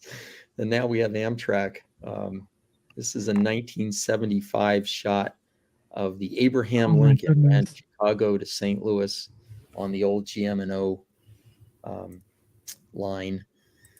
So this guy, for a short period of time, had a trailing dome observation car as its last car. Wow. Barely make it out there in the hazy mornings. Fog, I guess. So he was coming out of Union Station. Interestingly, the site to the right is where the new Amtrak station is. Oh.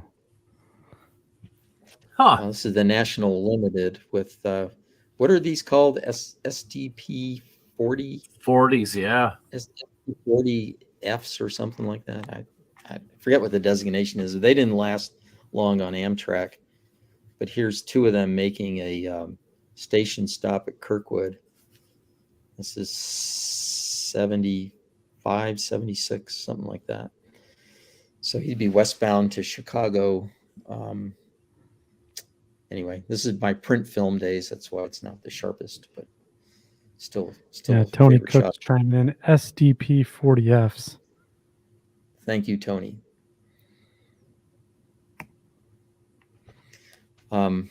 Wow. After their short stint, they went back to using F units.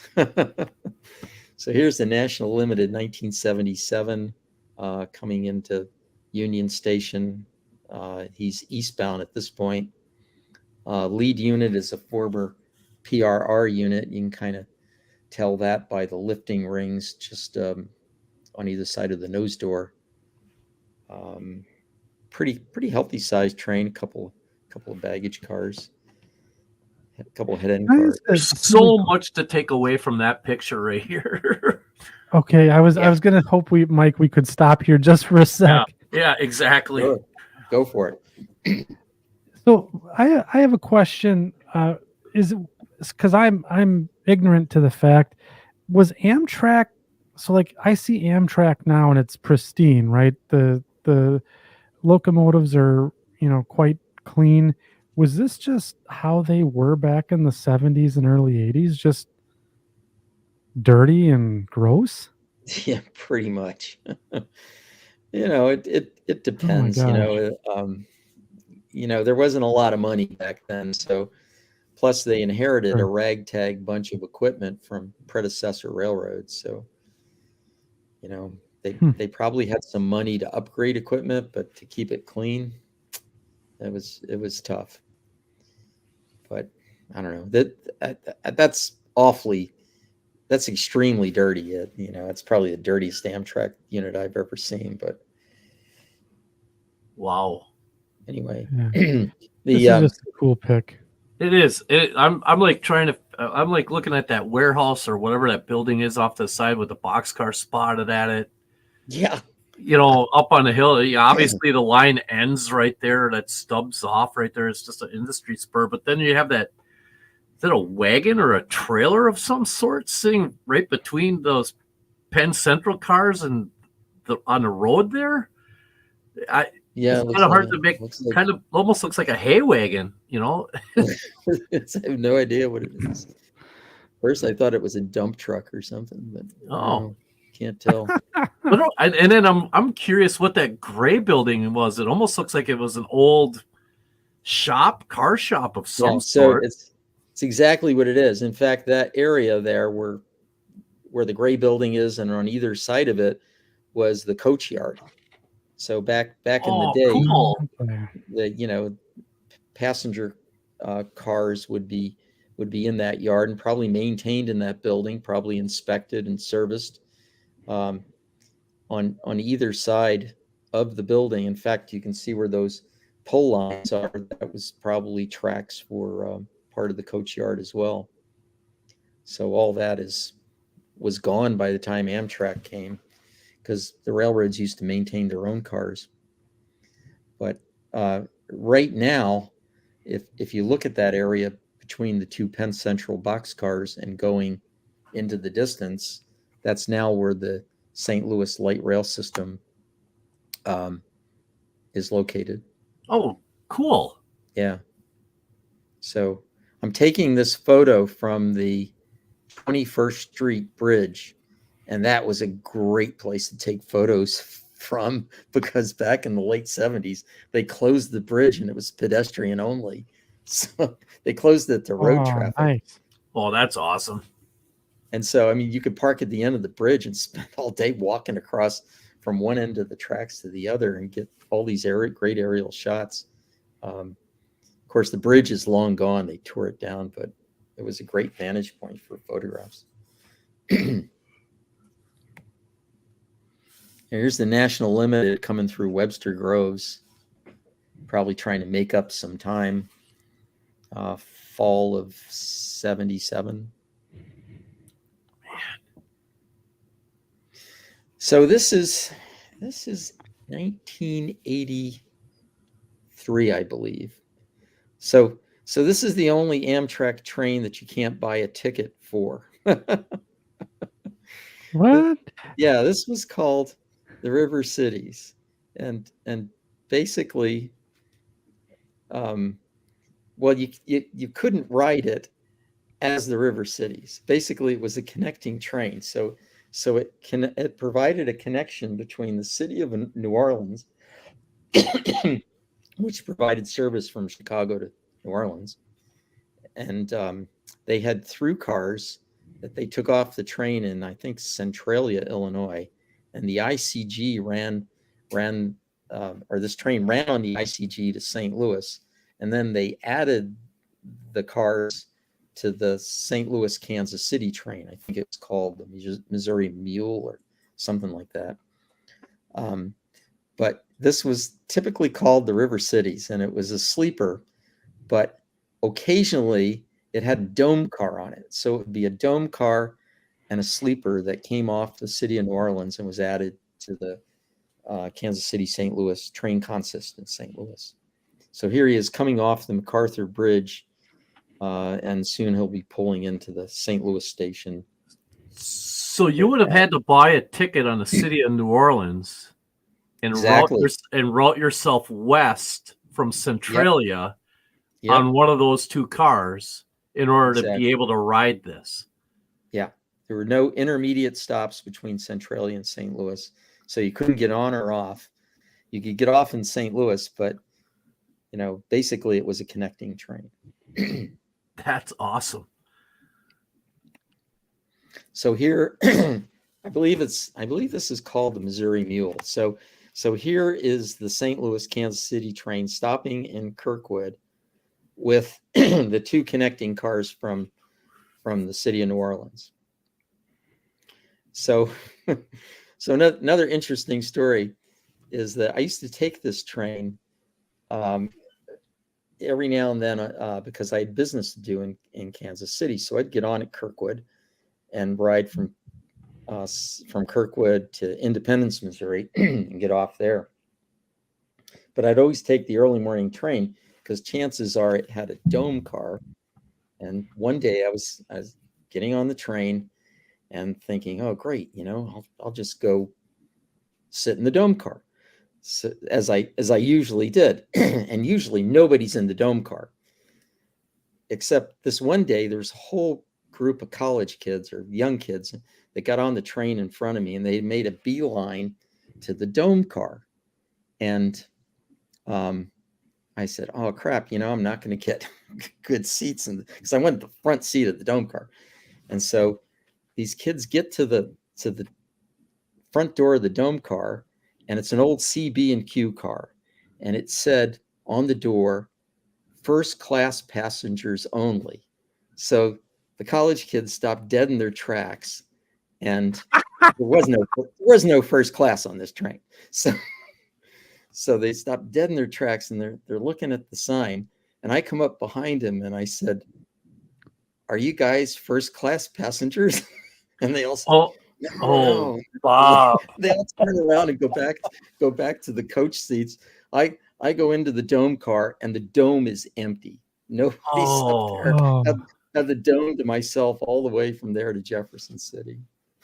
I'm just thinking of like classical music playing on your ride there just by yourself with a cup of coffee. Oh my God, that's awesome. It's like having your own it's like having your own private car. I know. And it's an extremely scenic ride because west of St. Louis, you follow the Missouri River the whole way, and the scenery is spectacular. It really is. Oh, anyway. Oh my gosh. Little antidote there. Oh. So here's the National Limited eastbound 1974, I believe, in the Phase 2 Amtrak scheme. He's headed eastbound out of East St. Louis. This is in Collinsville, Illinois.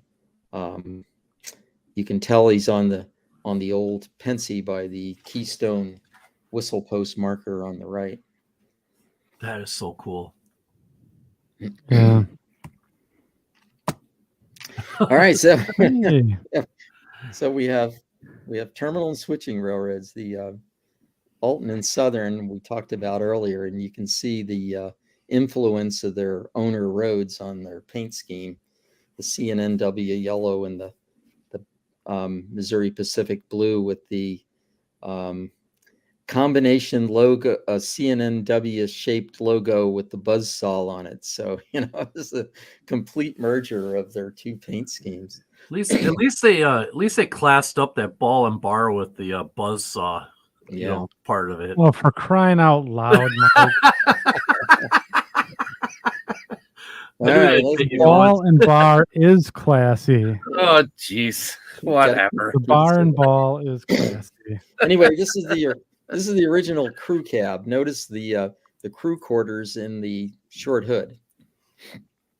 Typically, they ran this job that this is their local switch crew. They switched all the chemical plants on the southeast side of the St. Louis metropolitan area in Sauget, Illinois, I think was the town.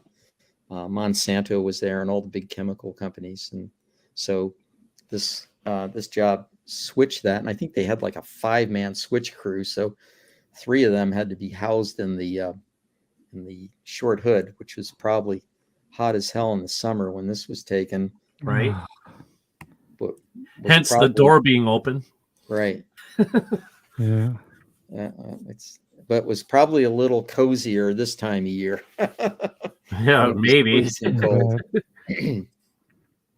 So yeah, that was the typical area they served, all these chemical plants. But it was easy to catch this guy because there's a lot of public roads through the area. This is more typical of the Alton Southern Power. By the time I left St. Louis, the RS3s were gone, or RS2s were gone. There were RS2s, I believe. And SW1500s were the more common road power that you saw.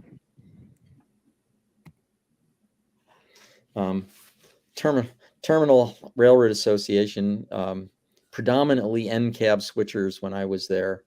I think their Alco S2s lasted until about 1978, something like that.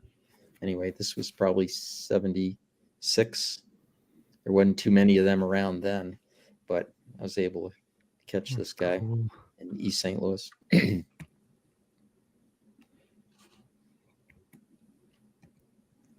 This is the more common power from the era I remember. What are these SW 1200s maybe? Wow. Anyway, I do like the fact that they have full length handrails. Almost kind of reminds you of the Farland terminal, but I know, right? Anyway, they ran them nose in to the nose. Wisconsin Midwestern. Yeah, right. Yeah, this was in a part of East St. Louis that you kind of took your life in your hands. What just being there. So, this was grab a shot, get in the car, and get out of Dodge before while you still can. It's kind of a dicey area. Is that an MU connector right there above the knuckle? Yes, it is. Wow, never seen one in that location before. That's interesting. Yeah, it's strange. And they must use it because I don't see any MU hoses there. Right. But interesting. So here's an odd assortment of power. This is that same terminal railroad line that goes under the Gateway Arch property. It parallels the river, goes under the MLK Bridge, and then heads north. This is all double track despite the weedy looking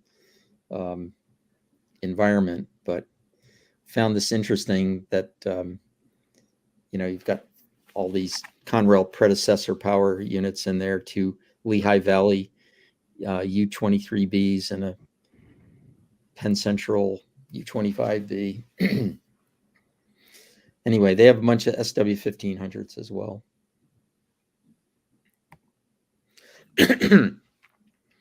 Hey, manufacturer. Finally, the only I guess you'd call it short line in the St. Louis area was the back then was the Manufacturers Railway,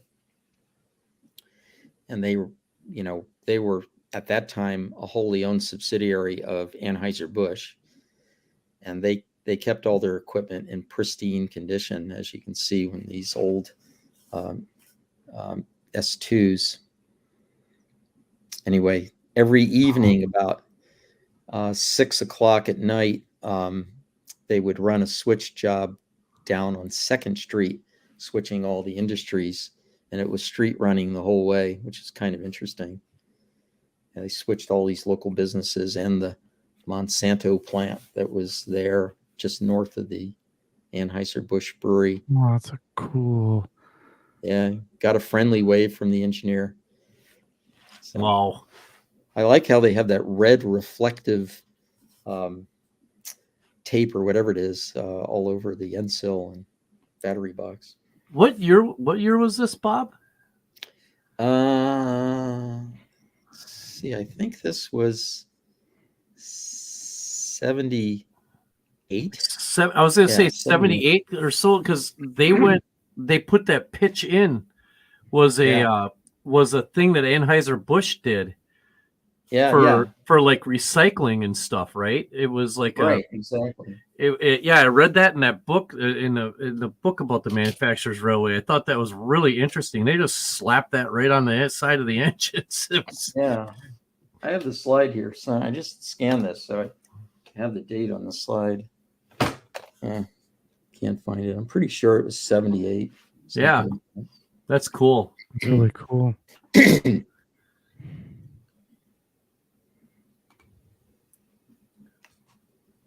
All right. There we go. Oh. Yeah, they even in the dead of winter, the stuff was all cleaned and washed and just in excellent condition. They had a small engine terminal there at the foot of Arsenal Street, I think it was. Still there. I just visited it. Yep, there it is. You can see Engine House, Manufacturers Railway Company. This was their NK rebuild. So they Morrison Knudsen rebuilt one of their S2s or S4s, re-engined it and put this new hood on it. It's kind of reminiscent of the old Alco high hood units back from the 40s or something, but it's kind of a strange looking animal. Looks kind of like a Fairbanks Morris switcher almost too. Yeah, it looks like a 1044 Fairbanks Morris. Yeah. Wow. Definitely. Yeah, definitely the high hood era. So every day they would run a train. They'd get 3 units together and run a train over the MacArthur Bridge into the Alton and Southern, and basically it was the beer train. So they'd take all the loads from Anheuser-Busch and drop them off in the Alton and Southern. And not to be cliche-ish, but that's the end. What's it say? Wait a minute. What's it say on it? Assigned caboose? Is that what it says on the back of that? Yes, it does. Yeah. Wow, that's neat. Yeah. That's really kind of neat. Wow. Yeah, I don't know what it says. So yard and road.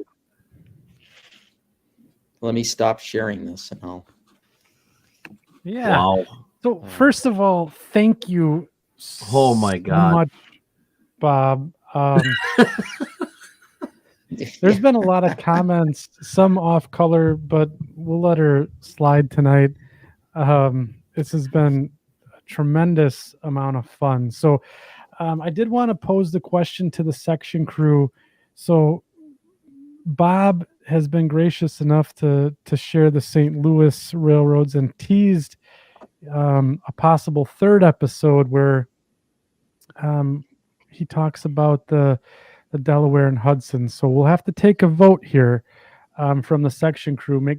If you want Bob to come back, make sure you let us know in the comments. Say yes, please come back.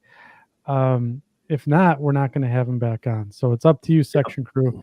I guess maybe people didn't see me wink there, but yeah. Um, Yeah, no, he's coming back on. This is his fourth time. How can we not have him back on and get the jacket? And then we'll have to present. Yeah, we'll have. Here we go. Timers jacket. It's all right. Look at it now. The whole chat's gone. Yep. No. Yeah, it's gone. Abe. It's gone So- bananas here. So, in the spirit of everything that you've shown tonight, Bob, you said, I guess in the pre-show that you wanted to share something a little extra with the section crew. So why don't you talk about that? Sure. If you saw the image of my L&N painting of pickup at Alcaville, this is a print of the painting, signed and numbered by me, the artist, and it's 11 by 14, and fits nicely in an 11 by 14 frame. So anyway, this print numbered 1 of 50 is something that I'm willing to offer up to whatever viewer wants to put their name in and see if they could win it tonight. So yeah. So I think that is an outstanding gesture, Bob.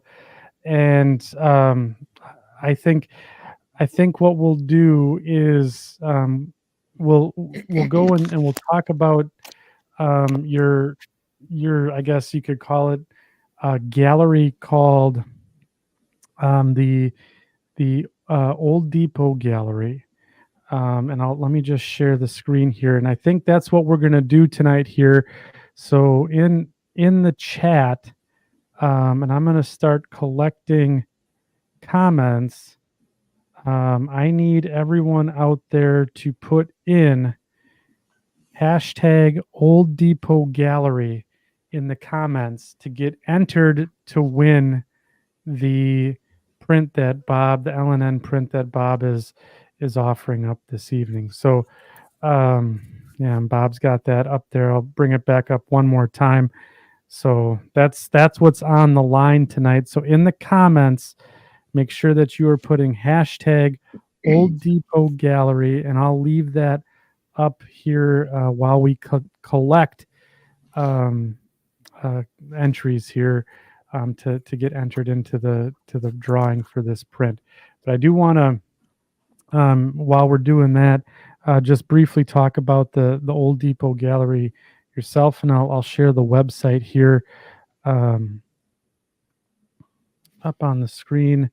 Let's see here, Microsoft Edge tab. Where am I here? Home. There we go. Hashtag not prepared. So here's the Old Depot Gallery, and this is where you can essentially find all of Bob's work, and that's olddepotgallery.com. There's a beautiful D&H Alco PA, it looks like, up there, but you have the D&H gallery here, different prints that you've done. And what's the medium that you use, Bob? Most of my work's in pastel, so dry medium, but permanent. I have the Genesee. I have the Genesee one, and there's a story behind that one, isn't there, Bob? Yeah. What's the story? That's the watercolor one. Yeah, that's the odd man out. Two watercolors. Yep. Yeah, it is a watercolor. Yep.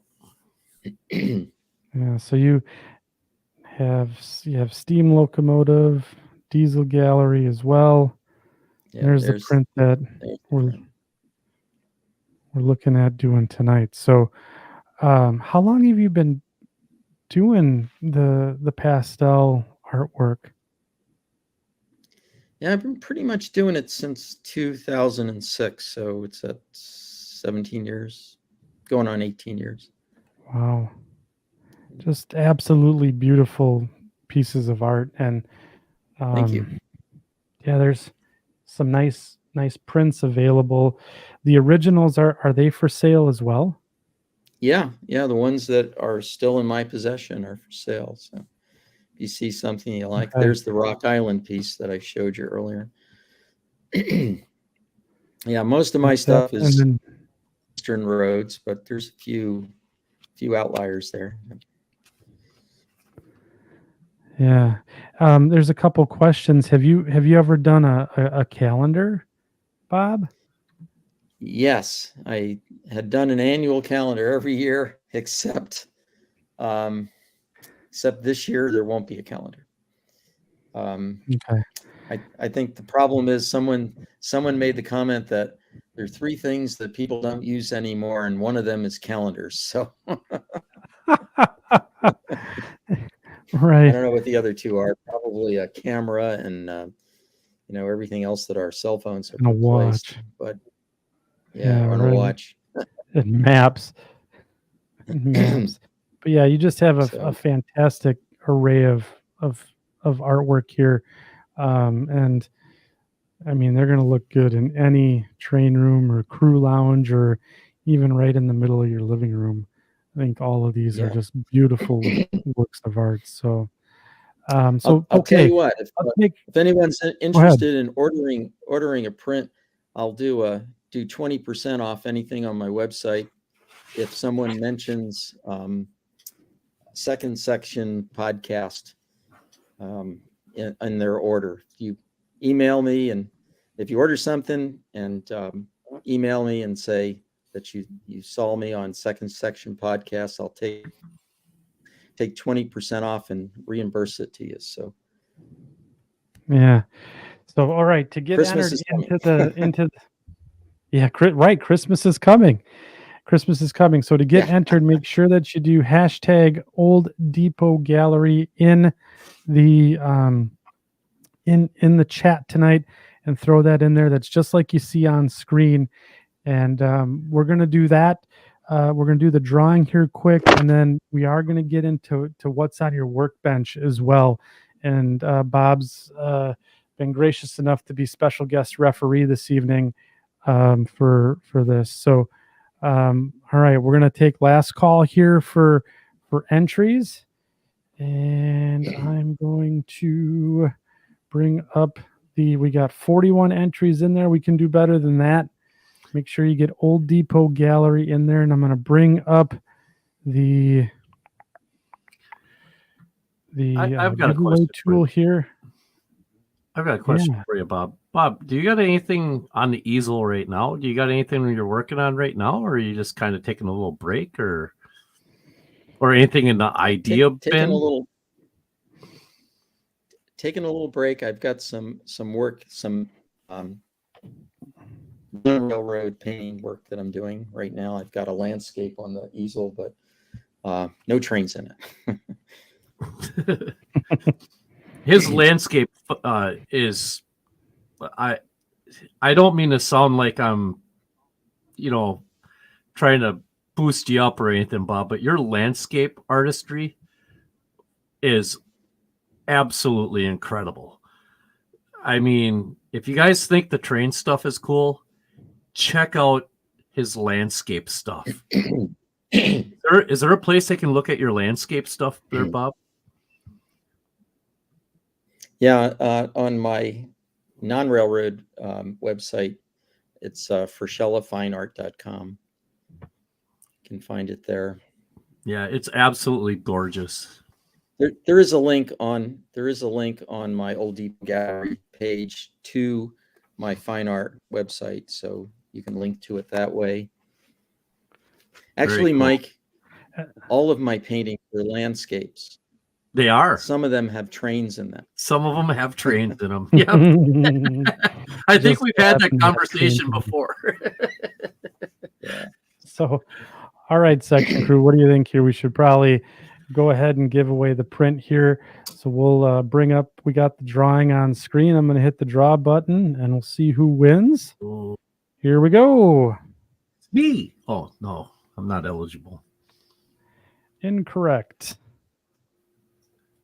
Hey, Peter Tillman. Congratulations. Winner. Congratulations, Peter, for the Frascella art print. This is fantastic. Peter, if you could, if you're still on the show with us, make sure you send me the mailing address that you want that sent to, and I will get that over to Bob as soon as possible. Great. We'll send it out Very to you. good. Very good. So well done. Well done. Congratulations. Yeah. And thank you, section crew, for hanging out with us here. Again, make sure to check Bob out. I have the links posted in the show notes. I also threw in the fine scale art link in the chat as well. So make sure you're checking him out there. And hey, tell him the second section sent you. It'll be good for you. That 20% off. So fantastic, fellas. I think it's time for another segment here. What do you guys think? I think let's do it. Let's do it. Okay. I'm going to kick it over. We're going to take a short commercial break here. I'm going to kick it over to the Greasy Meat Hands band to introduce our next.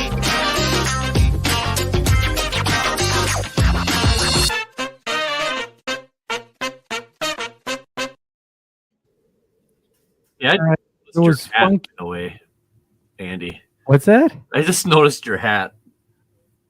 Oh, the Huron Central? Yeah, I just noticed. I wonder where you would have got that from.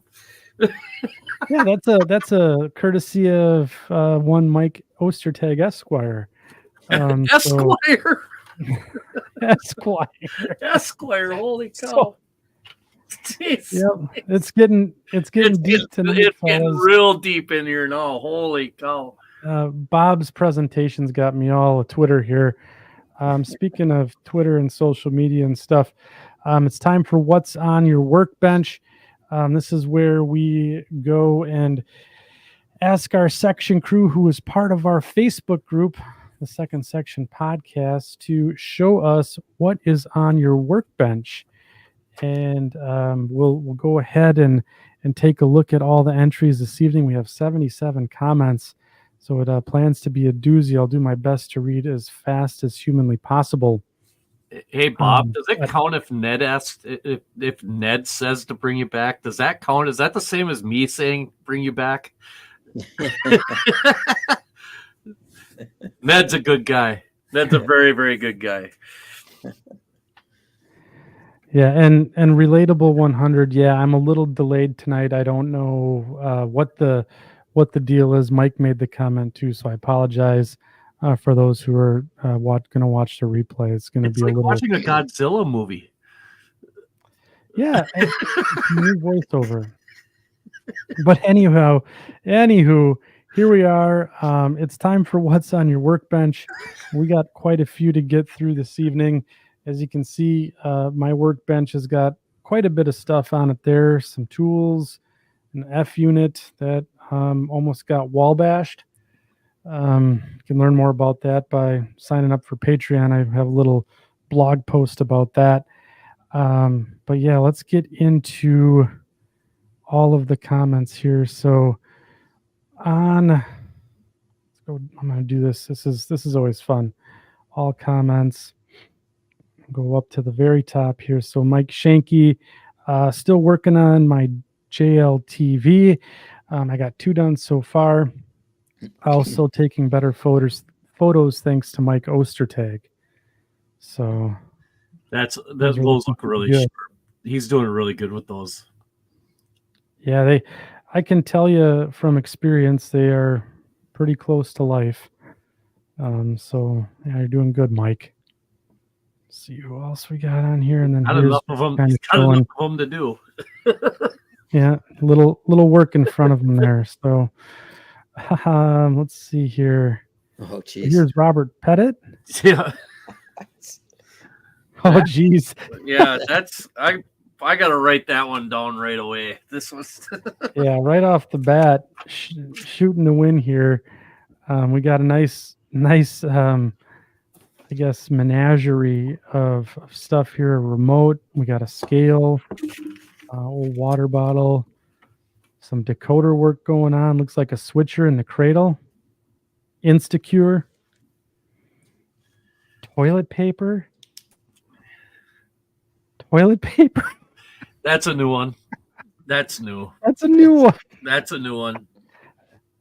I imagine if you're watching the second section after last week's episode, you're gonna need the toilet paper.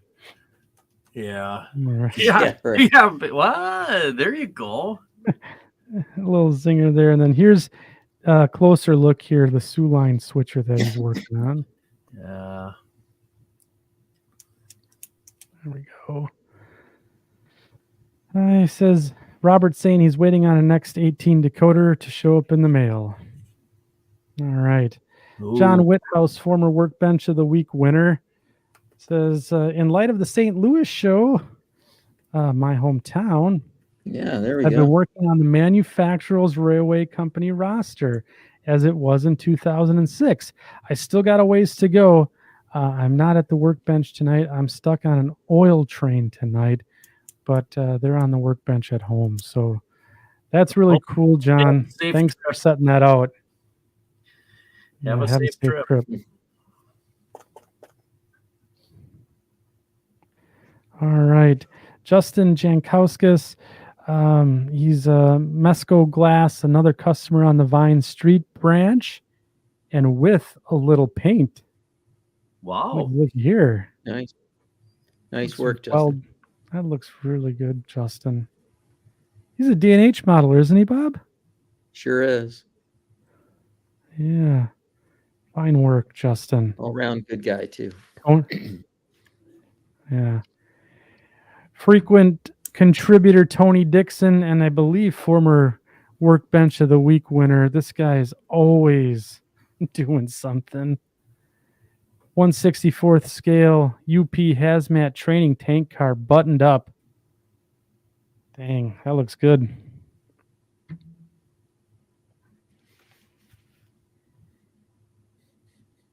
Oh, and look at this. He's got a tie shear that he's building too. This guy, he must be the hardest working guy in model railroading. Every week he's got something new on the bench. I'll tell Wow. you. Tony's a good modeler. Oh, thank you for the copious contributions. Nice fuel truck here that he's working on too. All right, let's see here. All right, Trevor Sokolin, fresh out of the weathering booth is CN 4605X Northern Alberta Railways. That looks pretty nice. Is that taco kinda sauce neat. in the background? That's a neat railroad. Go ahead, Mike. What's that? Oh, he's got some taco sauce in the background there, so he gets points for that. Yes, he does. That's a cool. The Northern Alberta Railroad's a cool railroad.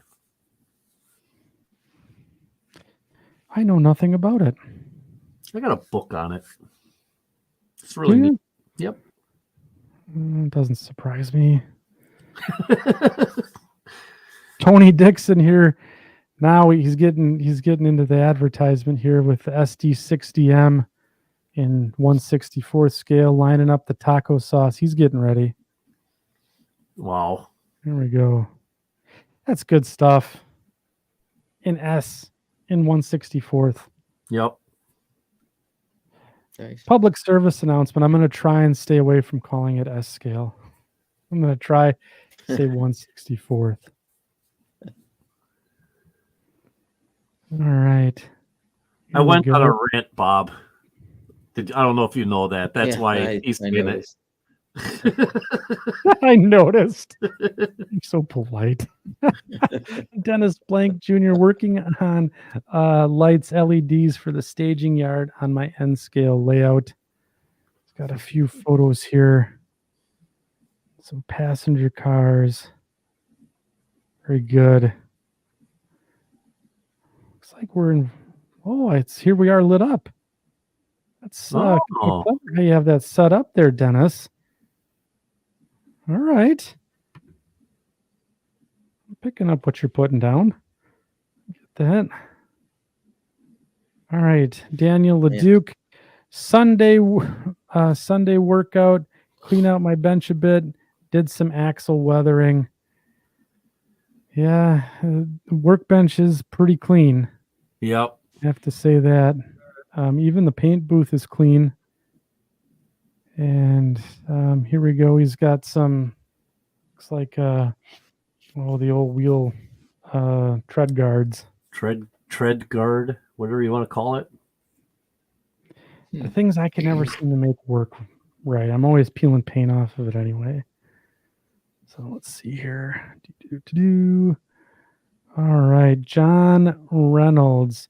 Here is my first workbench of the week submission, renumbering a Proto 1000 PCRS2. Is that I salad painted and lettered. and No, hot sauce? it is. Is that a hot sauce? There's It's- Frank's Red Hot right there. It's Frank's Red Hot, Ortega taco sauce. Ortega taco sauce. Looks like a tall boy. Looks like he's got some sort. I'm gonna guess Bud Light, maybe something else. He's got a tall boy in the hopper here, and the second section Patreon sticker from the dispatcher's crew in full vision there. Look how neat this is. Yeah, but Very well organized. That's The taco Yeah, sauce. the true taco sauce though. I want to know his application for that. I want to know how is he using that on the models? Does he use an eyedropper? Does he dry it? Does he dry it like wet, like dry brush it on? Mm. And then does he use ranch dressing to seal the unit then, or I'm wondering if like the Frank's Red Hot is like Microsol. If we're doing renumbering, there's enough acid in that thing. I bet you it could take some. I'll bet you that would take paint off. it'd probably soften up those Walther's decals really good too. Yeah, Those ones are camp decals that were a half an inch thick. as well as the plastic of the locomotive itself. Nice one, John. Well done. Oh, Good ad. that was a Here good we one. go. Matt Forkham, not my workbench, but I'm adding joint bar details to my track, Wow. along with turnout details. I'm also beating up my ties to make them look in need of replacement. All this to prepare my track work for paint and weathering. Matt, you are a man after my own heart. I absolutely love this. And Yeah. look at this. The joint bar distance, Jeez. 39 feet measured out. Looks like he's got I'm going to guess KV. Yeah, KV models, joint bars. Those are the Wow. ones that I use too. Now, if he's beating up his track, just a word of professional advice from real railroad days. Don't forget the intermittent broken rail that's been repaired with a set of bars that is not 39 feet apart. You might have two sets of bars that are 10 feet apart, 12 feet apart. I think that's the minimum, right, Bob? Is, if you remember right, 12 feet. I think thought it was half a stick length. So is it half a stick length? It's something like that. Yeah. Well done, Matt. Matt just was on Ray Arnott's podcast around the layout. Yeah. It was just released this week, today, in fact. So make sure that you guys, after you hear this, go over to Around the Layout and check that out too. And Matt's been on our show as well. Great modeler, good YouTube channel too. He's very entertaining. Nice job, Matt. Like that. Okay, let's see. Oh, here we go now.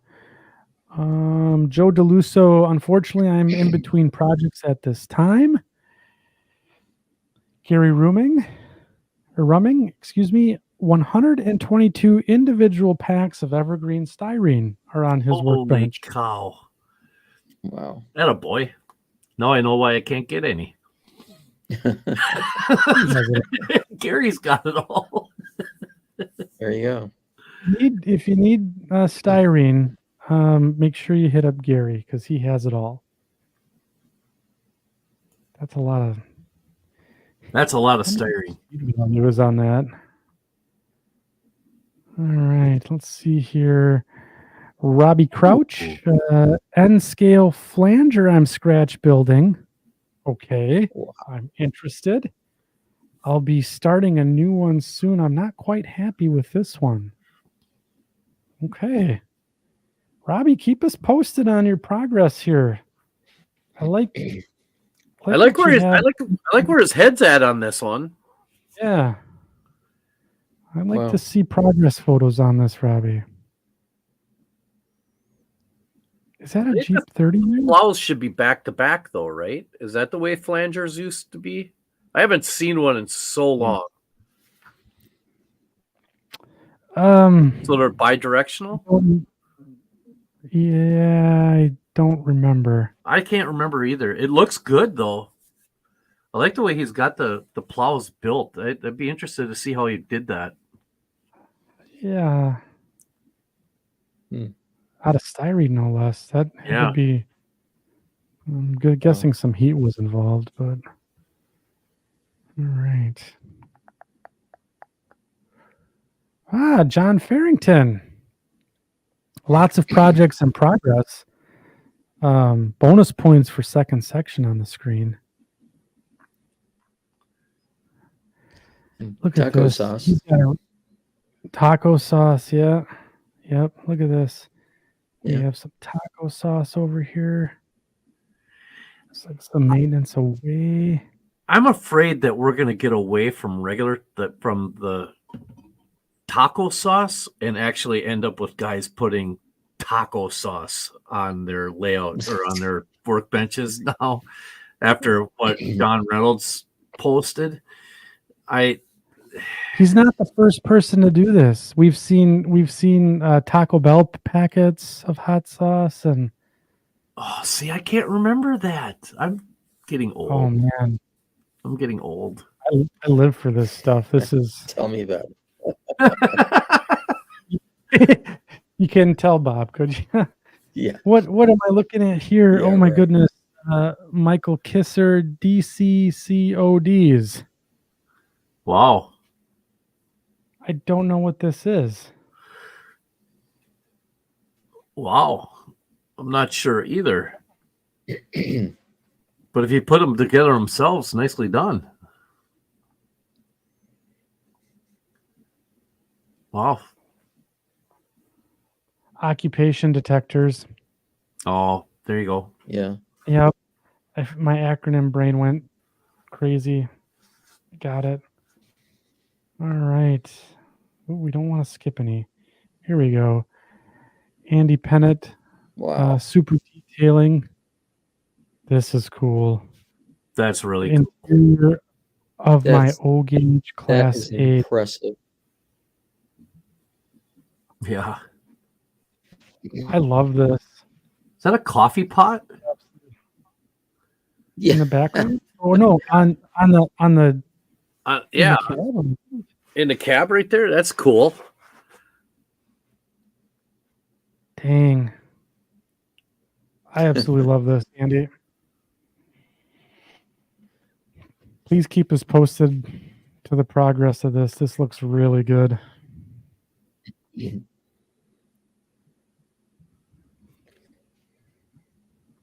This is the worst part, is the scrolling, especially on a popular night.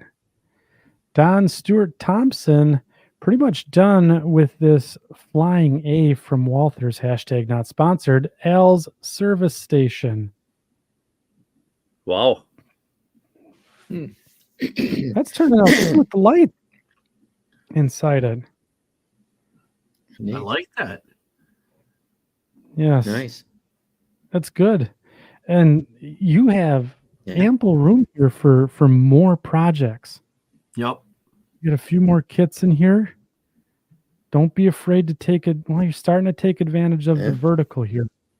So you're off to a real good start. Good job on the kit. Turned out real nice. All right. Are we? Holy cow. John Dick is Scaled Trains Kit Classic Reefer, adding extra details. Wow. Oh, yes. Airline modeler. Yep. Cut Needs bar and air Needs a bunch was of added. modes. Yes, he does. Yep. Nice, John. Very clean workbench.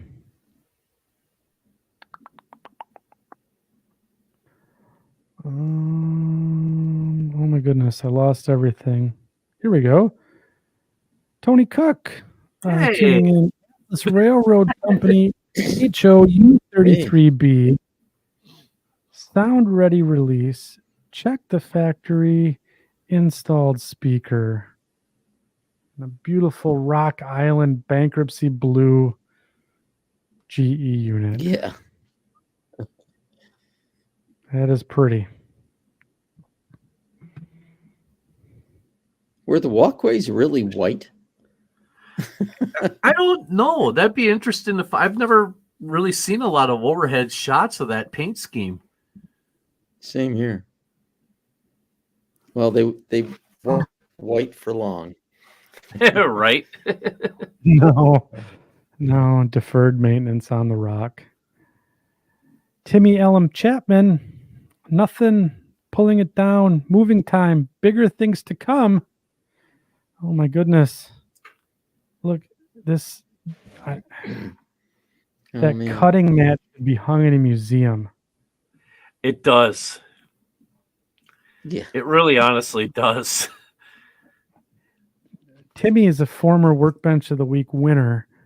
And I remember we've seen a lot of miles put on that cutting mat. Is that the cutting mat that's got no markings left to it and it's all stained and it's stained? Yeah. Yeah. I do remember that.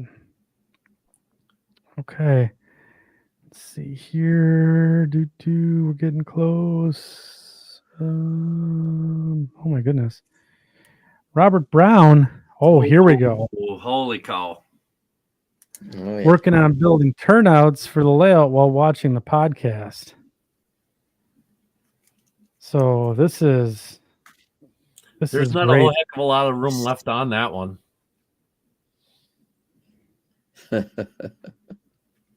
Wow. It's got the multimeter there, razor saw, files, nice leathered fast tracks turnout jig. Wow. That's very good, Robert. Old light bulb here. I know. I love it. Yeah. Good stuff. Good stuff. All right. Let's keep pressing on here. We've got to keep pressing on. Here we go. Greg Gay. I think Greg's also a former Workbench of the Week winner. Oh, jeez. Oh, jeez. Happy Halloween. Walther's Machine Shop and a few odds and ends. I'd say so. We got a Lego construction worker here on the far left, and then that looks like an Inspector Gadget, if I'm not mistaken. Yeah. Next to him there. Not sure if Greg was the person who put Voltron on his desk. Oh, for him. yeah, I remember Voltron. Yeah.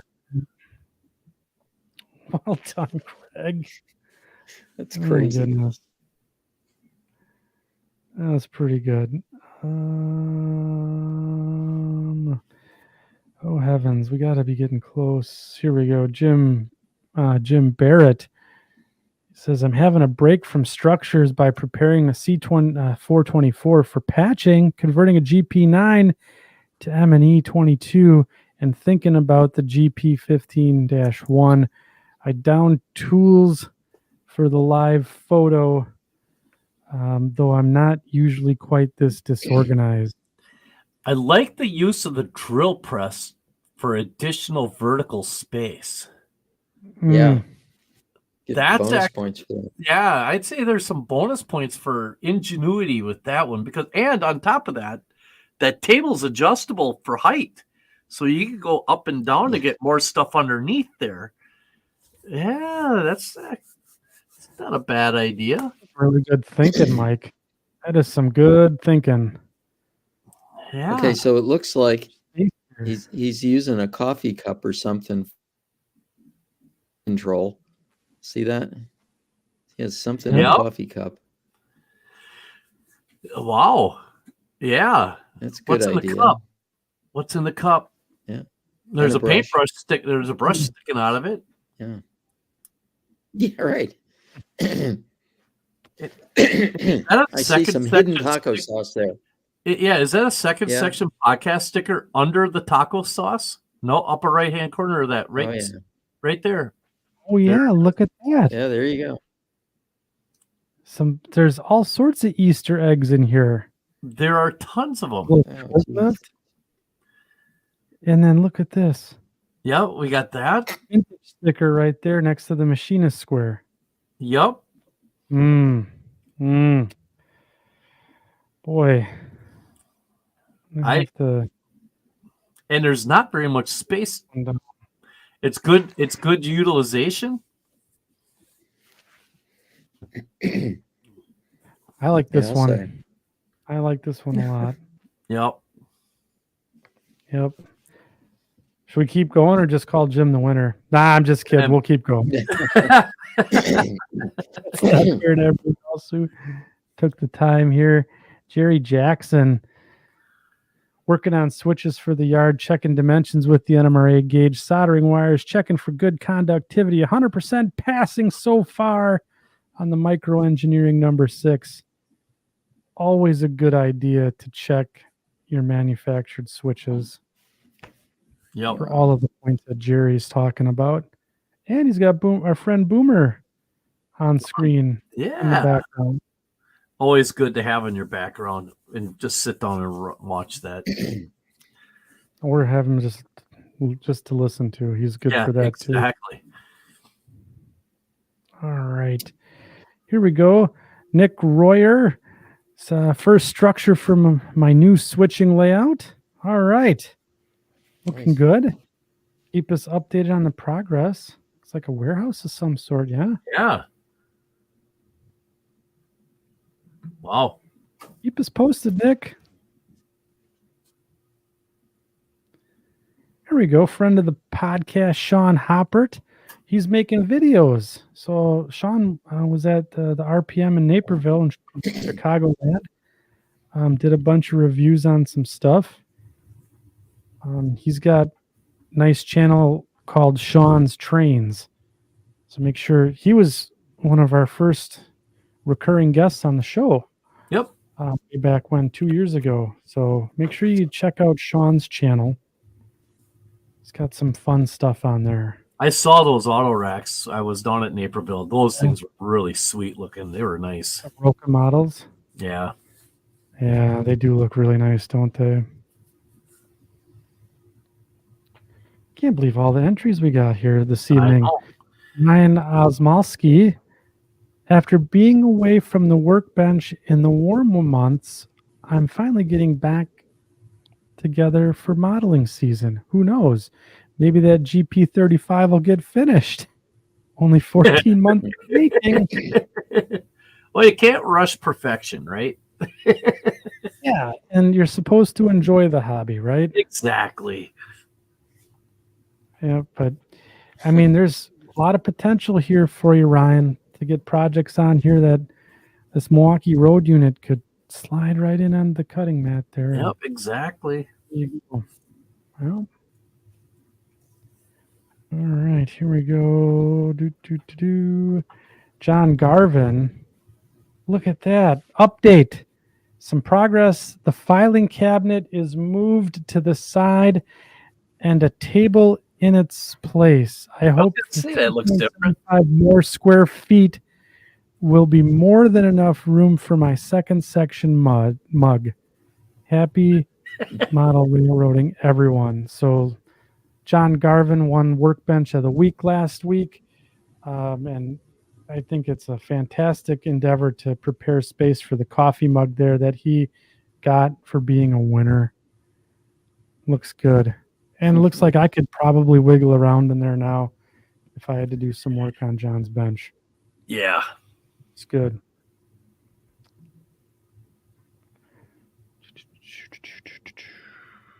All right, Jim Wiggin. Here we go. Not the Workbench, but the shadow box for my N scale layout. Nice. It's good to see him doing some work. I love this. Yeah, it's I awesome. love this. Nice shelf layout concept going on here, Jim. Please keep us posted with video or with updates on your progress, please. Oh, don't know how to operate a computer. Here we go. Bill Kenkel, Pine Valley Northern SW9 and RS3. Ready dull coated and ready for decals. However we pronounce it today. Oh. I love his color selections. Yeah, it looks just like the FT, right? Yep. Except for in reverse. That's right. Forgotten pair of glasses there on the Workbench. It's a staple of every model railroader.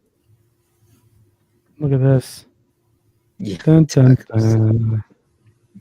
Okay. Sneaky, Bill. Yeah.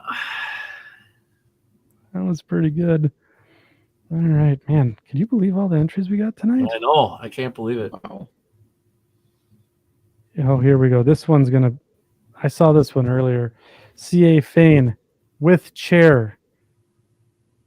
There's a chair there? It's under the boxes. Yeah. Oh. Wow. That puts a whole new twist on things. Doesn't it? Yeah. It does. Yeah. I mean, he's got a also lot of trend. space. Huh? He's got glasses on his Workbench too. This must be a trend that I'm not aware of. Leaving my glasses on the Workbench there. Wow. Though, look at this. A lot of space here. We could have got 3 more boxcars in there. You think? Yeah. Yeah.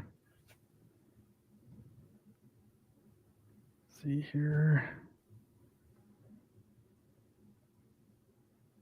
And here it is without the chair. Move the chair with any luck. Some things may get done over the next 2 weeks. Definitely couplers. Test and test fit more. Off to trick or treat I go. No worries, folks.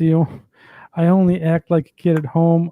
I shall be stealing candy. Modelers issues. What's on your Workbench?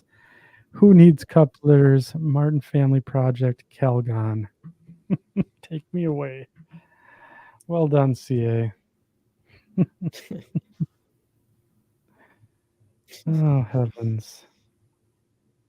Here we go. Greg Terhar. Sue second class depot kit by HRM Models. Look at his. That's an awesome Workbench. What a cool Workbench. Boy, he could have used one of Bob's prints. Does he have 2 second section stickers there? One in between the Optivisor and one to the left of the photo? He does. He does. He's also a Patreon member. Yeah. Check us out at second. I see some Mascoutin Valley. Yeah. He's got a rare Mascoutin Valley sticker. All right. Wow. Keep us posted on the depot, Greg.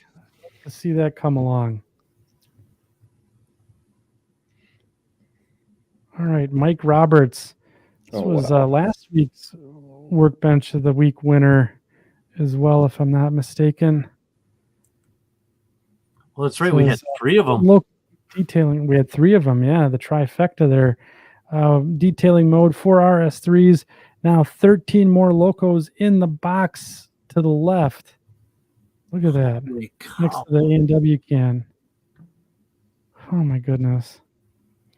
3 of these are RS3s for my freelance short line, the Ottoman, Chase, and Divin, which is part of my Red River Central N-scale railroad shelf layout. Did do a little organizing, though. Got a new paint rack off of Etsy, hashtag not sponsored, for my larger bottles. Whew. And here's what his freelance paint scheme looks like. Well, that's kind of neat. Pretty classy. Nice, Mike.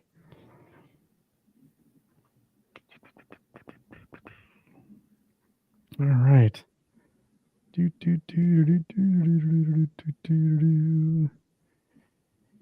jeez. A cruise, 2 dragons. There may be a model railroad in there somewhere. Nice. Nice. That's cool. Down to the dragons here. Here we go. Radisson McGuire. N-scale shit lines PS 5344. This is nice. Well done. N-scale. Look at the tack board. That looks like real wood. Wow. Done, Radisson.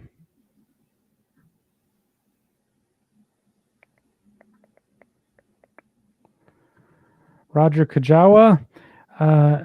Sound for my brother's BMP and lettering for the AGW unit. Wow. Hey. Nice use of that. That looks like a sponge that he hollowed out for Microsol. I'd steal that idea. Oh, Robert J. Thomas. Here we go. Weathering a center beam and some hoppers.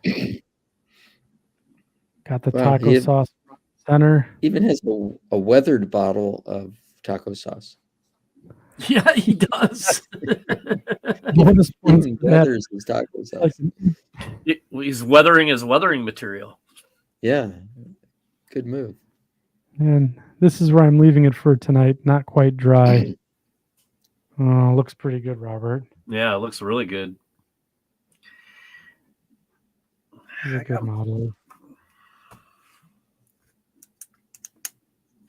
Man, we're getting deep into it tonight. Here's Quentin Webb. Some weathering and coupler replacement on tap for tonight. There we go. Second section podcast. Ooh, Paul Cassar's Riverbelt. Gary Rumming's Florida East Coast. Look at that. I like that.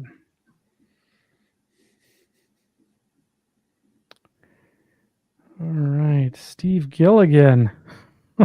Jeez. Look at that. Oh my. No caption. I don't think one's needed, really. Nope, that says it all right there. Oh my, that's good stuff. And then last week's winner, Joseph Ganto. Nothing on the workbench, but something on the kitchen counter. Laugh out loud. The next diorama installment for the rock cut scene on the Penn Reading and Industrial Division. Joey's put out some really funny videos, but he is doing some really cool progress on his model railroad. So make sure you check out his channel as well. 2 blocks, and then this is what he was working on over here in the upper left. So keep going. Oh my goodness, here we go. Ron Marsh. How did you get a pic of my bench?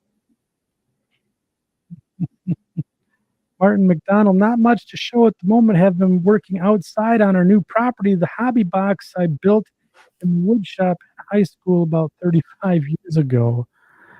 On it's an N-scale Cato F7A, FP7A, and a P42, all repainted C&W. P42 is a fancy locomotive. This is what he's talking about here, front and center. Very clean workbench, Martin. Like the license plate. Okay. Let's see here. Gotta be getting near the end. Oh my goodness. We just got a few more left. Whew.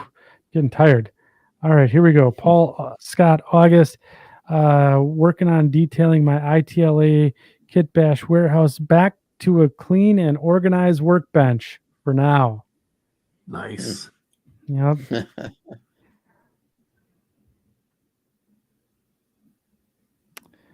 Dwight I saw this Anderson, I saw this earlier today. This looks really wasn't good. this cool?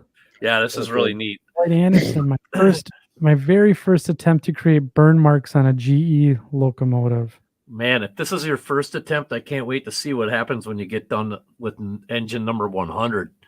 Holy cow. Or 3. Yeah, or 3. Yeah. This is looking good, Dwight. It looks really good. That's really cool. Let's see here. Peter Tillman, winner of the print this evening, still building trees. Sorry for the tidy workbench. I make much more of a mess when I scratch build structures. I love it how people apologize for having organization and clean workbenches. It's just awesome. You don't have to apologize, section crew.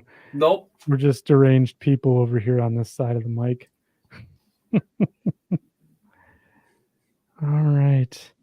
Graham Stockfield. Now look at this. I've been spending my time getting my new train room built. That's a room? So haven't been doing much scale modeling for a while. He could put a whole scale train in that thing. Yeah, right. Maybe he will. Oh my goodness. I Wow. think Graham is a Sioux Line and MNS modeler, if I'm not mistaken. I believe you're correct. And boy, this would be quite a layout.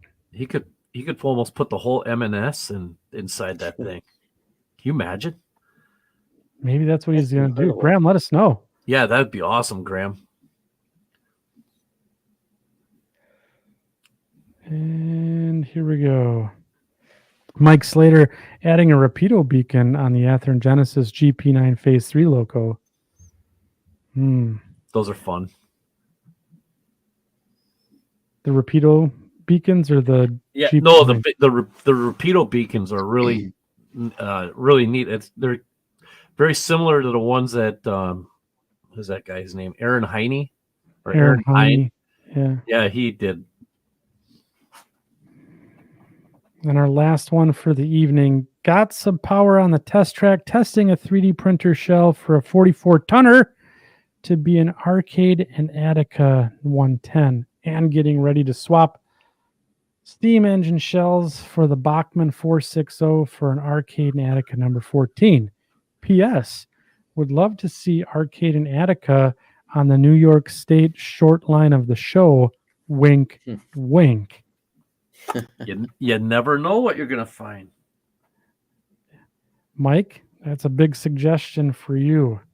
So that's going to take us, that is the last one that I have for what's on the workbench. This is Jim Dandy of a... Yeah, right? Oh my goodness. We have to make a decision. Yeah. Bob, what do you think? Which one do you think was worthy? I think it's between Robert Pettit and Jim Barrett. I'm leaning toward Jim Barrett. What do you think? Right out of the gate, Robert Pettit, that was a strong first submission. Yeah. That set the bar. That really did set the bar. And then I had John Reynolds did a good job. I just kind of thought it was hilarious with all the different food stuffs on there. I thought that was funny. Robert Brown had a nice one. I'm kind of with you, Bob. The same thing. I've got Jim Barrett as a slight edge over Robert Pettit. I don't know. Andy, what do you think? I'm going to agree with you. I'm going to say Jim Barrett takes the taco this week. I right. think that's a good, that's We have perfect. consensus. Yeah. We have consensus. Which Yeah. doesn't We do. happen very often on this show. Yeah. Yes. So, Jim, congratulations on winning Workbench of the Week.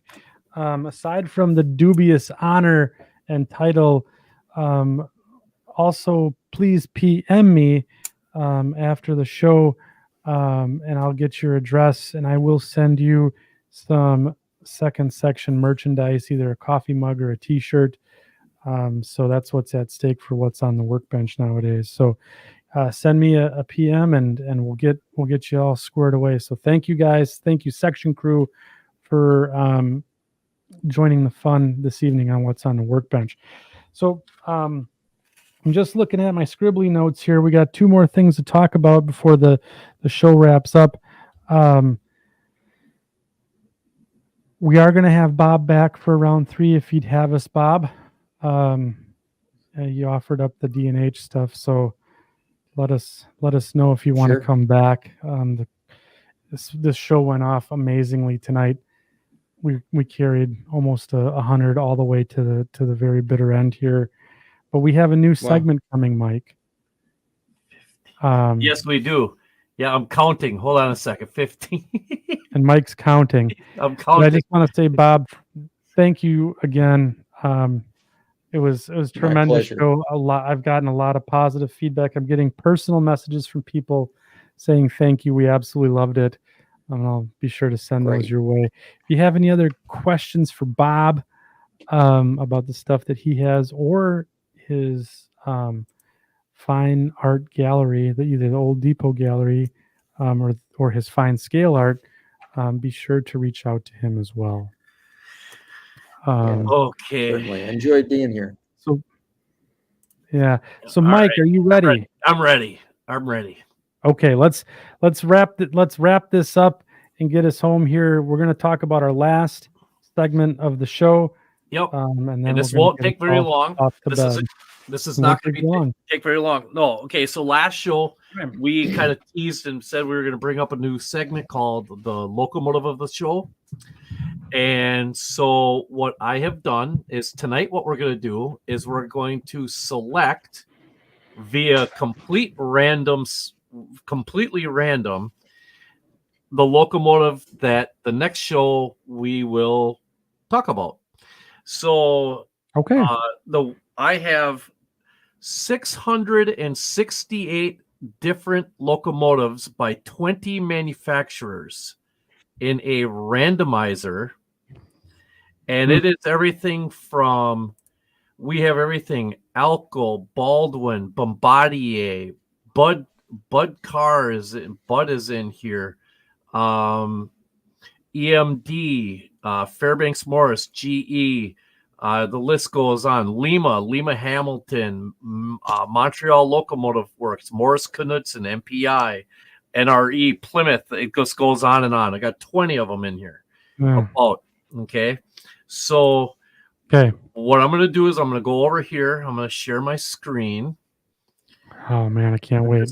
This is where everything goes and gets all boogered up every single time. Okay, we're going to share the screen. And we're going to go here to this thing. And I'm going to hit share. And I'm going to go to full size screen. All right. Here we have the spinner. Those are pretty tightly wound right there, right? So whatever pops up is the engine. Oh, and another thing, we have steam, we have electric, we have diesels, we have gas motor cars, we have doodle bugs, we have little critters, we have, you name it, it's in here. If it's been on the rails, I've done everything I can. I have not put any rebuild manufacturers in here yet. So there are no rebuilt DMDs. These are all original, for the most part, original.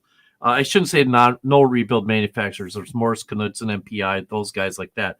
But none of the like GP9s that were turned into whatever, those aren't in there yet.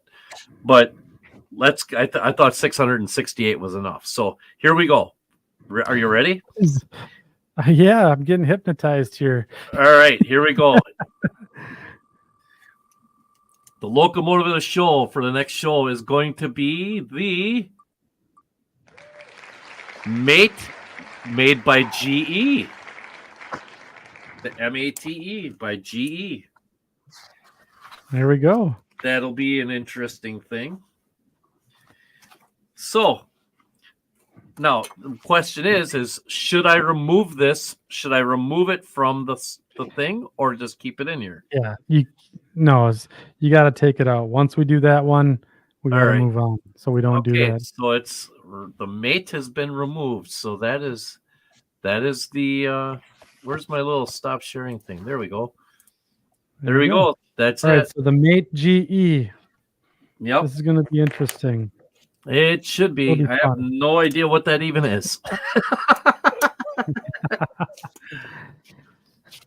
Well, Google is your friend. Yes, so just is. real quick here, before we do tie down tonight, I want to thank the section crew. I know we're just over hour 3 of our normal marathon show. Thank you again so much for sticking with us. Great conversation, good comments, good questions. And again, Bob's such a fantastic guest. Absolutely. Thank you, Bob, so much. Yeah, so much. Thank you, guys. This has been the fastest 3 hours of my life. It really was. I was just in awe the whole time. Yeah, there's a lot of jaw dropping that happened. That's for sure. Every time you turned the picture, that different picture, it was something else cool to look at, so. Yeah. Yeah, it was really good stuff. Definitely. At any rate, thank you again, section crew. We're going to be back in 2 weeks, so we're going to be off next week, and we'll be back on November 14th with the Mark Herrick reschedule show, the BNSF Montana That'll be division. fun. So it's going to be a real good time, and it's going to be a lot of fun, and then hopefully lots is going to be lots of fun as well. So, and we may have a slot. Anyways, short line of the show that night too. Maybe short line of the show, yeah, locomotive of the show, all sorts. It's too many trains. Can never have too many trains. Anyways, if you haven't yet subscribed to the channel, leave us a comment how we're doing tonight on the show. And then if you haven't yet, peek on over to the Facebook group. Great community over there, as you can see from Workbench of the Week. A lot of good modeling going on, a lot of good help, people asking people for help, and getting some good responses. So a great community over there. Mike, Bob, do you guys have anything else? I'm good. Bob, just thank you very much for coming on. And I mean, you're more than welcome back anytime. And it's just, everything you touch turns to gold, bud. I mean, honestly, it's really cool. Very, very, very cool. So thank you very much. All right. Yes. Thank you. All right, gang. We're going to be out. I really we'll be out in 2 weeks. It was a good time. Thanks, Bob. And we'll see everyone in 2 weeks. Good night, everyone.